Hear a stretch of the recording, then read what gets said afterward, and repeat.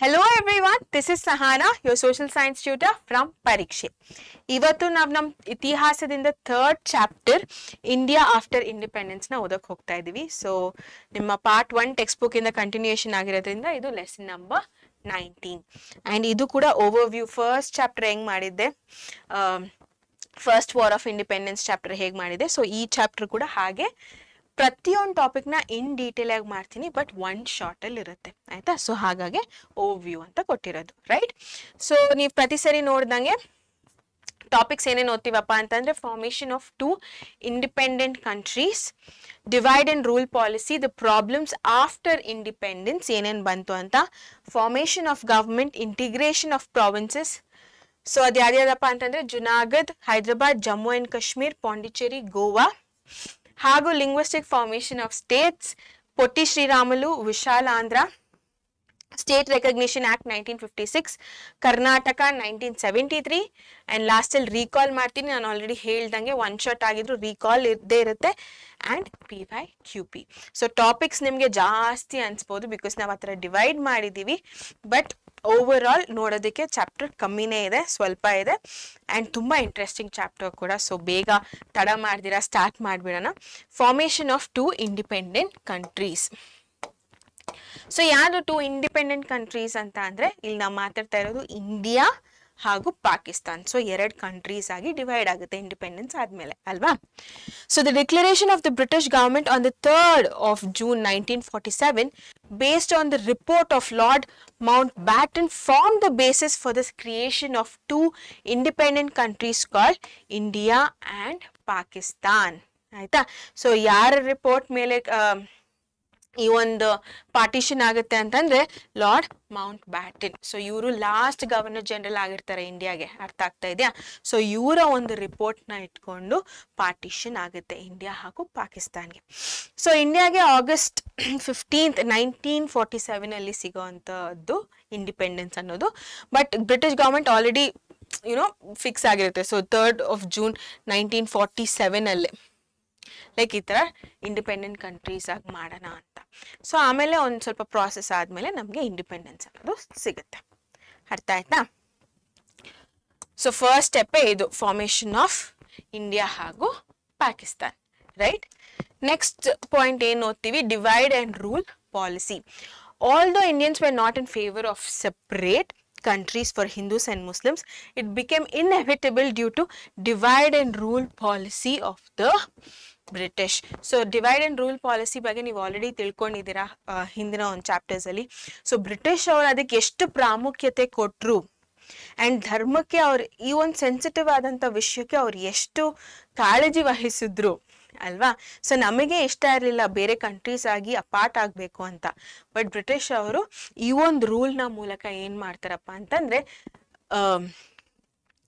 India ಹಾಗೂ ಪಾಕಿಸ್ತಾನ ಅಂದ್ರೆ Hindus Muslims ಅನ್ನೋದನ್ನ ಅವ್ರು ಜಾಸ್ತಿ ಅಂದ್ರೆ ಜಾಸ್ತಿ ಉರಿತಾ ಇರೋ ಬೆಂಕಿಗೆ ತುಪ್ಪ ಸುರಿದಂಗೆ ಅಂತೀವಲ್ಲ, ಸೊ ಆ ತರ ಒಂದು ಸೀನ್ ನ ಕ್ರಿಯೇಟ್ ಮಾಡ್ತಾರೆ and ultimately divide and rule ಆಗುತ್ತೆ. ಅದು ನೋಡಿ, ಪಾಕಿಸ್ತಾನ ಒಂದ್ ಕಡೆ ಇಂಡಿಯಾ ಒಂದ್ ಕಡೆ ತರ ಆಗುತ್ತದು, ಆಯ್ತಾ. ಅಂದ್ರೆ ಇಸ್ಲಾಂ ಹಾಗೂ ಹಿಂದೂಯಿಸಂ ಅದನ್ನ ನಾನು ಹೇಳ್ತಾ ಇರೋದು. ಎಸ್, ಸೊ ಫಸ್ಟ್ ಒನ್ ಬಂದು ರಿಹ್ಯಾಬಿಲಿಟೇಷನ್ ಆಫ್ ರೆಫ್ಯೂಜೀಸ್ ಆಯ್ತಾ. ಸೊ ಸೆಕೆಂಡ್ ಒನ್ ಬಂದು communal riots, formation of the government, integration of various provinces, failure to produce food. Failure to produce food ಅಂತ ಅಂದ್ರೆ ಇವಾಗ ರಿಹ್ಯಾಬಿಲಿಟೇಷನ್ ಆಫ್ ರೆಫ್ಯೂಜೀಸ್ ಬೇಸಿಕಲಿ ಇದೇನಪ್ಪಾ ಅಂತ ಅಂದ್ರೆ, so ಪಾಕಿಸ್ತಾನಿಂದ ಇಂಡಿಯಾಗೆ ಬರೋ ಅಂತ ಜನಗಳು ಜಾಸ್ತಿ ಆಗ್ತಾರೆ. ಸೊ ಇಲ್ಲಿನ ಜನಸಂಖ್ಯೆ ಜಾಸ್ತಿ ಆಗ್ಬಿಡುತ್ತೆ. ಇಷ್ಟು ಜನಕ್ಕೂ ಮನೆ ಶೆಲ್ಟರ್ನ ಕೊಡ್ಬೇಕು, ಊಟ ಕೊಡ್ಬೇಕು ಅಂತಂದ್ರೆ ಗೌರ್ಮೆಂಟ್ಗೆ ತುಂಬಾ ಅಂದ್ರೆ ತುಂಬಾ ಕಷ್ಟ ಆಯ್ತು ಅಂಡ್ ಅದನ್ನ ಪ್ರೊಡ್ಯೂಸ್ ಮಾಡೋದ್ರಲ್ಲಿ ಅದು ವಿಫಲ ಆಗುತ್ತೆ, ಅರ್ಥ ಆಗ್ತಾ ಇದೆ. ಅಂದ್ರೆ ನಮ್ಮ ಇಂಡಿಯನ್ ಗವರ್ಮೆಂಟ್ ಏನು ಮಾಡಕ್ ಆಗೋದಿಲ್ಲ ಬಿಕಾಸ್ ಜನಸಂಖ್ಯೆ ಅನ್ನೋದು ಜಾಸ್ತಿ ಆಗೋಯ್ತು, ಅದೊಂದು ಪ್ರಾಬ್ಲಮ್ ಆಯ್ತು. And development of agriculture, growth of industry. So ಇದಕ್ಕೆಲ್ಲದಕ್ಕೂ ಏನಾಯ್ತಪ್ಪ ಅಂತಂದ್ರೆ ಹೊಡೆತ ಬಿತ್ತು. ಸೊ ನಮ್ಗೆ ಪ್ರೊಡಕ್ಷನ್ ಜಾಸ್ತಿ ಸಿಗ್ತಾ ಇಲ್ಲ, ಇಂಡಸ್ಟ್ರೀಸ್ ಜಾಸ್ತಿ ಇಲ್ಲ. ಸೊ ಹಾಗಾಗಿ ಏನಾಯ್ತಪ್ಪ ಅಂತಂದ್ರೆ ಇದ್ರ ಮೇಲೆ ಜಾಸ್ತಿ ಈ ಒಂದು ಸೆಕ್ಟಾರ್ಸ್ ಮೇಲೆ ಜಾಸ್ತಿ ಕಾಳಜಿ ವಹಿಸಕ್ಕೆ ಸ್ಟಾರ್ಟ್ ಮಾಡ್ತಾರೆ, ಓಕೆ, ಇಂಡಿಯನ್ ಗವರ್ಮೆಂಟ್. ಸೊ ಇವಾಗ ನಾವು ಇದನ್ನೆಲ್ಲ ಇನ್ ಡೀಟೇಲ್ ಆಗಿ ಏನಿದು ಅಂತ ಓದ್ತಾ ಹೋಗೋಣ, ಓಕೆನಾ. ಸೊ ಫಸ್ಟ್ ಬರೋದೆ the problem of refugee. So ಈ ಒಂದು ಪ್ರಾಬ್ಲಮ್ ಹೇಗೆ ಕಾಣಿಸ್ಕೊಂತು, ಈ ಒಂದು ರೆಫ್ಯೂಜಿ ಅನ್ನೋ ಪ್ರಾಬ್ಲಮ್ ಹೇಗೆ ಕಾಣಿಸ್ತು ಭಾರತಕ್ಕೆ ಇಂಡಿಪೆಂಡೆನ್ಸ್ ಆದ್ಮೇಲೆ ಅನ್ನೋದನ್ನ ನೋಡ್ತಾ ಹೋಗೋಣ, right? So the problems of refugee was one of the worst problems resulting from the partition of India. So one of the worst problems yadappa antandre iವರು ವಲಸೆ ಬಂದಿರ್ತಾರಲ್ವಾ. ಸೊ ಇಲ್ಲಿ ನೋಡ್ಬೋದು ಎಷ್ಟು ಟ್ರೈನ್ ತುಂಬಾ ಜನ ಇದ್ದಾರೆ, ಗೂಡ್ಸ್ ಇದೆ. ಸೊ ಲಿಟ್ರಲಿ ಸಿಚುವೇಶನ್ ಈ ತರ ಆಯ್ತು. ಟ್ರೈನ್ ತುಂಬಾ ಜನಗಳು ಒಂದ್ ಕಡೆಯಿಂದ ಇನ್ನೊಂದ್ ಕಡೆಗೆ, ಈ ಕಡೆಯಿಂದ ಆ ಕಡೆಗೆ, ಏನ್ ಆಗ್ಬೇಕು ಅಂತಾನೆ, ಏನ್ ಮಾಡ್ಬೇಕು ಅಂತಾನೆ ಗೊತ್ತಾಗ್ತಾ ಇರ್ಲಿಲ್ಲ. ಅಂತ ಒಂದು ಸಿಚುವೇಶನ್, ಅಂತ ಒಂದು ಗೊಂದಲದ ಸಿಚುವೇಶನ್ ಭಾರತದಲ್ಲಿ ಇತ್ತು ಇಂಡಿಪೆಂಡೆನ್ಸ್ ಸಿಕ್ಕಾದ್ಮೇಲೆ, ಆಯ್ತಾ? ಬಿಕಾಸ್ ಅಲ್ಲಿ ಪಾಕಿಸ್ತಾನಲ್ಲಿ ಒಂದೇ ಧರ್ಮ ಅವ್ರು ಪಾಲಿಸ್ಬೇಕಾಗಿದ್ದು, ಇಸ್ಲಾಂ ಅನ್ನೋ ಧರ್ಮ. ಸೊ ಅಲ್ಲಿಂದ ಎಲ್ಲಾರು ಈ ಕಡೆಗೆ ಬಂದ್ಬಿಡ್ಬೇಕಿತ್ತು. ಯಾರ್ಯಾರು ಹಿಂದೂಸ್ ಇದ್ದಾರೋ ಅವ್ರೆಲ್ಲಾರು ಈ ಕಡೆ ಬರ್ಬೇಕಿತ್ತು, ಅಥವಾ ಬೇರೆ ಧರ್ಮದವ್ರು ಇದ್ದಾರೋ ಅವರೆಲ್ಲರೂ ಈ ಕಡೆ ಬರ್ಬೇಕಿತ್ತು. ಅಂಡ್ ಇಲ್ಲಿ ಜಾಗ ಅನ್ನೋದು ಸಾಕಾಗ್ತಾ ಇರ್ಲಿಲ್ಲ. ಅರ್ಥ ಆಗ್ತಾ ಇದೆಯಾ? ಸೊ ಅದು ಮೇನ್ ಪ್ರಾಬ್ಲಮ್ ಆಗಿ ಉಳ್ಕೊಂತು, right? So due to the division people ನೋಡಿ ಇಲ್ಲಿ had to migrate from Pakistan to India, leaving their homes, familiar environment, property etcetera and going to a new place. ಇವಾಗ ನಾನು ಒಂದು 20 ವರ್ಷದಿಂದ ಒಂದೇ ಕಡೆ ಇದ್ದೀನಪ್ಪ, ಇವಾಗ ಒನ್ಸ್ ಫಾರ್ ಆಲ್ ಏನೋ ಯಾರೋ ಒಂದು ರೂಲ್ ಮಾಡಿದ್ರು ಅಂತ ನಾನು ಬೇರೆ ಜಾಗಕ್ಕೆ ಹೋಗ್ಬೇಕು ಅಂತಂದ್ರೆ ಹೆಂಗಿರುತ್ತೆ ನನಗೆ, ಅಲ್ವಾ? ಈ ತರ ಲಕ್ಷಾಂತರ ಜನಗಳು ಬರ್ಬೇಕಾಗಿತ್ತು. ಅರ್ಥ ಆಯ್ತಾ? ಸೊ ಇದು ತುಂಬಾ ಅಂದ್ರೆ ತುಂಬಾ ವರ್ಸ್ಟ್ ಸಿಚುವೇಶನ್ ಆಗಿತ್ತು. ಓಕೆ, ನೆಕ್ಸ್ಟ್ ನೋಡಿ ಇಲ್ಲಿ ಈ ಇಮೇಜು ನೋಡಿ ಪ್ರಾಬ್ಲಮ್ಸ್ ಏನೇನಿದೆ ಅಂತ. The burden of providing shelter, ಹಿಂಗೆ ಇತ್ತು ರೆಫ್ಯೂಜಿ ಕ್ಯಾಂಪ್ಸ್ ಅಥವಾ ರಿಹ್ಯಾಬಿಲಿಟೇಷನ್ ಕ್ಯಾಂಪ್ಸ್ ಅಂದ್ರೆ ಹಿಂಗೆ ರೋಡ್ ಮೇಲೆ ಮಳೆ ಬಿಸಿಲು ಇದೆಲ್ಲ ಏನು ಇಲ್ದಿರ ಈ ತರ ಸುಮ್ಮನೆ ಅಲ್ಲಲ್ಲಿ ಟೆನ್ಸ್ ಹಾಕೊಂಡು ಜನಗಳು ಈ ತರ ಇದ್ರು. ಈ ಇಮೇಜ್ ನೋಡಿದ್ರೆ ನಿಮ್ಗೆ ಗೊತ್ತಾಗುತ್ತೆ ಯಾವ ತರ ಸಿಚುವೇಶನ್ ಇತ್ತು ಭಾರತದಲ್ಲಿ ನಮ್ಗೆ ಇಂಡಿಪೆಂಡೆನ್ಸ್ ಸಿಕ್ಕಾದ್ಮೇಲೆ ಅಂತ, ಅಲ್ವಾ? ಸೊ ಬರ್ಡನ್ ಆಫ್ ಪ್ರೊವೈಡಿಂಗ್ ಇದು ಯಾರಿಗೆ? ಇಂಡಿಯನ್ ಗವರ್ಮೆಂಟ್ಗೆ. ಬಿಕಾಸ್ ಇಂಡಿಯನ್ ಗವರ್ಮೆಂಟು ಆವಾಗ ತಾನೇ ಫಾರ್ಮ್ ಆಗಿತ್ತು, ಇನ್ನ ಒಂದು ಯಂಗ್ ನೇಷನ್ ಆಗಿತ್ತು, ಇನ್ನ ಏನ್ ಮಾಡ್ಬೇಕು ಹೆಂಗ್ ಮಾಡ್ಬೇಕು ಏನೂ ಗೊತ್ತಿರ್ಲಿಲ್ಲ. ಅಂತ ಒಂದು ಟಫ್ ಸಿಚುವೇಶನ್ ಇತ್ತು, ಆಯ್ತಾ? So providing shelter, employment, land, education, health care ಏನಪ್ಪ, ಇಷ್ಟು ಜನ ಇರ್ಬೇಕಾದ್ರೆ ಒಂದು ಡಿಸೀಸ್ ಅನ್ನೋದು ಈಸಿಯಾಗಿ ಸ್ಪ್ರೆಡ್ ಆಗ್ತಾ ಇತ್ತಾ? ಇಷ್ಟು ಜನ ಇಷ್ಟು ಹತ್ರದಲ್ಲಿದ್ದಾರೆ ಅಂತಂದ್ರೆ ಈಸಿಯಾಗಿ ಡಿಸೀಸಸ್ ಕೂಡ ಸ್ಪ್ರೆಡ್ ಆಗ್ತಾ ಇತ್ತು. ಸೊ ಅವ್ರಿಗೆ ಆ ಹೆಲ್ತ್ ಕೇರ್ ಕೂಡ ಕೊಡಕ್ ಆಗ್ತಾ ಇರ್ಲಿಲ್ಲ. Conducive social environment to these refugees fell on the government, and government ಏನು ಮಾಡಕ್ ಆಗ್ತಾ ಇರ್ಲಿಲ್ಲ. ಅರ್ಥ ಆಗ್ತಾ ಇದೆಯಾ? ಸೊ ಈ ತರ ಒಂದು situation. Many efforts went into this process of rehabilitation. So ನಾನು ಹೇಳ್ತಾ ಇದ್ದೀನಿ ಗವರ್ಮೆಂಟ್ ಲೈಕ್ ಏನು ಮಾಡಕ್ ಆಗ್ಲಿಲ್ಲ ಆ ಒಂದು ಸಿಚುವೇಶನ್ ಅಲ್ಲಿ ಇಮಿಡಿಯೇಟ್ ಆಗಿ ಏನು ಫೋರ್ಸ್ ತಗೊಳಕ್ ಆಗ್ಲಿಲ್ಲ. ಬಟ್ ಏನಪ್ಪಾ ಅಂತಂದ್ರೆ ಗವರ್ಮೆಂಟ್ ಅವ್ರು ಸುಮ್ನೆ ಬಿಡ್ಲಿಲ್ಲ. ಈ ತರ ಬಿಟ್ಬಿಡಕ್ ಆಗತ್ತಾ ಮಕ್ಳೇ? ರೋಡ್ ಮೇಲೆ ಬಂದಿದ್ದಾರೆ ಬರ್ಕೊಳ್ಳಿ ಅಂತ ಸುಮ್ನೆ ಬಿಟ್ಬಿಡಕ್ ಆಗತ್ತಾ? ಇವಾಗ ಇವ್ರೆಲ್ಲಾರು ಭಾರತೀಯರೇ. ಸೊ ಇವ್ರಿಗೆಲ್ಲಾರ್ಗು ನಾವೇನಾದ್ರೂ ಒಂದ್ ಮಾಡ್ಲೇಬೇಕು ಅಂತ ಏನ್ ಮಾಡತ್ತಪ್ಪ ಅಂತಂದ್ರೆ ಗವರ್ಮೆಂಟ್ ಅನ್ಕೊಂಡು ಅದ್ರ ಮೇಲೆ ಫೋಕಸ್ ಮಾಡ್ತಾ ಹೋಗುತ್ತೆ. ಅರ್ಥ ಆಗ್ತಿದೆ? ಬಟ್ ನೀವು ಮೇನ್ ಆಗಿ ತಿಳ್ಕೊಬೇಕಾಗಿರೋದು ಏನಪ್ಪಾ ಅಂತಂದ್ರೆ ಈ ಒಂದು ರೆಫ್ಯೂಜಿ ಅಂದ್ರೆ ವಲಸೆ ಬಂದಿರ್ತಾರಲ್ಲ ಪಾಕಿಸ್ತಾನದಿಂದ ಭಾರತಕ್ಕೆ, ಅವ್ರದ್ದು ಪ್ರಾಬ್ಲಮ್ ಅನ್ನೋದು ಜಾಸ್ತಿ ದೊಡ್ಡ ಪ್ರಾಬ್ಲಮ್ ಆಗಿತ್ತು.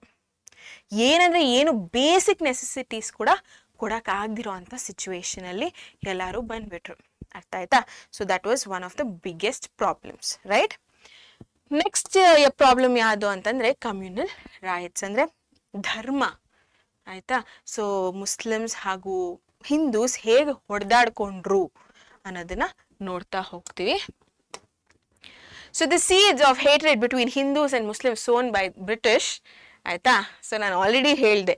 So British divide and rule policy ಹೇಳ್ಬೇಕಾದ್ರೇನೆ ಸೊ ಯಾರಿಗೂ ಏನು ಇಷ್ಟ ಇರಲಿಲ್ಲ ಪಾರ್ಟಿಷನ್ ಆಗಬೇಕು, 2 ಕಂಟ್ರೀಸ್ ಆಗಬೇಕು ಅಂತ. ಬಟ್ ಇದರಲ್ಲಿ ಏನೋ ಕುತಂತ್ರ ಇದ್ದಿದ್ದು ಬ್ರಿಟಿಷ್ ಅವ್ರದ್ದು ಮಕ್ಕಳೇ.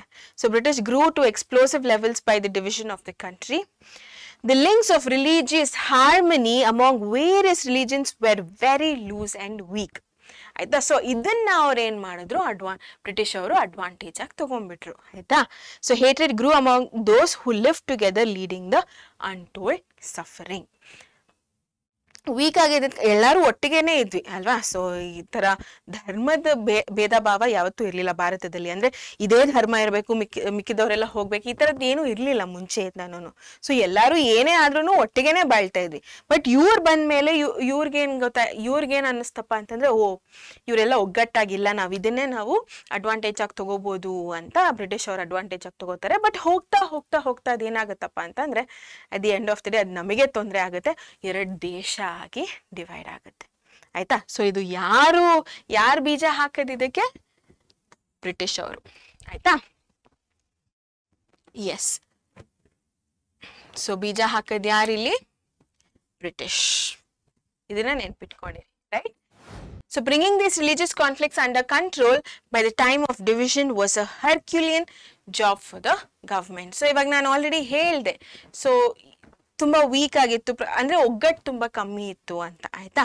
ಸೊ ನಮ್ಮ ಧರ್ಮದನ್ನ ನಾವ್ ಕಾಪಾಡ್ಕೋಬೇಕು, ಇನ್ನೊಂದು ಧರ್ಮನ ಇನ್ನೊಬ್ರು ಕಾಪಾಡ್ಕೋಬೇಕು. ಸೊ ಈ ತರ ಒಗ್ಗಟ್ಟು ಅನ್ನೋದಿರ್ಲಿಲ್ಲ.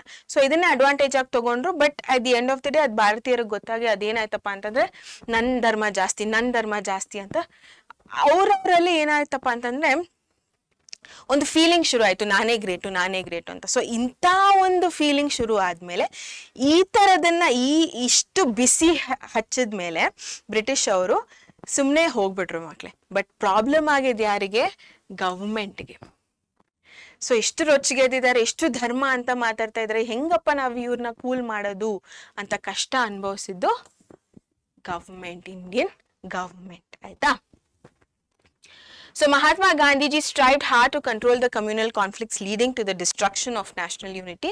So ಇವ್ರು ತುಂಬಾ ಕಷ್ಟ ಪಡ್ತಾರೆ ಗಾಂಧಿ ಅವರು. But he took to fast in Calcutta, reading the Bhagavad Gita, praying that the people be liberated of their intense passion. So Bhagavad Gita ನ ಇಟ್ಕೊಂಡು ಅವರು ಫಾಸ್ಟ್ ಮಾಡ್ತಾರೆ. ಅಂದ್ರೆ ಅವ್ರು ಲಿಟ್ರಲಿ ಇಲ್ಲ, ನಾನು ಏನು ತಿನ್ನೋದಿಲ್ಲ, ಊಟ ಮಾಡೋದಿಲ್ಲ, ನಾನು ಉಪವಾಸ ಇರ್ತೀನಿ, ಎಲ್ಲರೂ ಚೇಂಜ್ ಆಗ್ಬೇಕು, ಇಷ್ಟೊಂದು ಇದ್ರಲ್ಲಿದಾರಲ್ಲಪ್ಪ, ನಂದು ಧರ್ಮ ಅನ್ಕೊಂಡು ಇದನ್ನೆಲ್ಲ ಬಿಡಬೇಕು, ಭಾರತದಲ್ಲಿ ಈ ತರ ಇರಬಾರ್ದು ಅಂತ ಮಹಾತ್ಮ ಗಾಂಧಿ ಅವರು ತುಂಬಾ ಪ್ರಯತ್ನ ಪಡ್ತಾರೆ. ಉಪವಾಸ ಸತ್ಯಾಗ್ರಹಗಳೆಲ್ಲ ಮಾಡ್ತಾರೆ, ಭಗವದ್ಗೀತೆ ಎಲ್ಲ ಓದ್ತಾರೆ, ಎಲ್ಲರೂ ಚೇಂಜ್ ಆಗ್ಲಿ ಅನ್ನೋ ಒಂದು ಕಾರಣಕ್ಕೆ. ಅರ್ಥ ಆಯ್ತಾ. ಸೊ ಇದು ಕಮ್ಯುನಲ್ ರೈಟ್ಸ್. ನೆಕ್ಸ್ಟ್ ಬರೋದು ಫಾರ್ಮೇಶನ್ ಆಫ್ ಗವರ್ಮೆಂಟ್. ಸೊ ನಾನು ಹೇಳ್ತಾ ಇದ್ದೀನಿ ಗವರ್ಮೆಂಟ್ ಅಂತ. ಸೊ ಹೆಂಗ್ ಫಾರ್ಮ್ ಆಯ್ತು, ಯಾರ್ಯಾರಿದ್ರು ಆ ಗವರ್ಮೆಂಟ್ ಅಲ್ಲಿ ಅನ್ನೋದನ್ನ ನೋಡ್ತಾ ಹೋಗೋಣ. ಫಸ್ಟ್ ಬಂದ್ಬಿಟ್ಟು people involved. So with India's independence, a temporary government was formed on the 15th of August 1947. So ಅದೇನು ಪರ್ಮನೆಂಟ್ ಆಗಿಲ್ಲ, ಆಮೇಲೆ ಚೇಂಜಸ್ ಆಗ್ತಾ ಹೋಯ್ತು. ಬಟ್ ಇಮಿಡಿಯೇಟ್ ಆಗಿ ಬೇಕಾಗಿದ್ದು ಒಂದು ಗವರ್ಮೆಂಟ್ ಅನ್ನೋದು ಡೆಫಿನೆಟ್ಲಿ ಬೇಕಾಗಿತ್ತು. ಸೊ ಅದು ಫಾರ್ಮ್ ಆಗಿದ್ದು 15th of August 1947, ಇಂಡಿಪೆಂಡೆನ್ಸ್ ಸಿಕ್ಕಿದಾಗ. Mountbatten continued as the Governor General of the country. Okay. Jawaharlal Nehru took over as the first Prime Minister of the country. ಮೂರನೇ point, ಮೂರನೇ ಅವ್ರು ನೆನ್ಪಿಟ್ಕೋಬೇಕಾಗಿರೋದು. ನಾಲ್ಕನೇ ಅವರು, the chairmanship of the Constitution Drafting Committee was assumed by Dr. B.R. Ambedkar. And lastly, after the Constitution was adopted, Bapu Rajendra Prasad became the first president of the country. ಆಯ್ತಾ. So ಇಷ್ಟು ಜನನ ನೀವು ನೆನ್ಪಿಟ್ಕೊಂಡಿರ್ಬೇಕು. ನಮ್ಮ constitution ಅಥವಾ government ಅಂತ ಬಂದಿದ ತಕ್ಷಣ ಇವರೆಲ್ಲ ನೆನ್ಪಿಟ್ಕೊಂಡಿರ್ಬೇಕು. ಆಯ್ತಾ.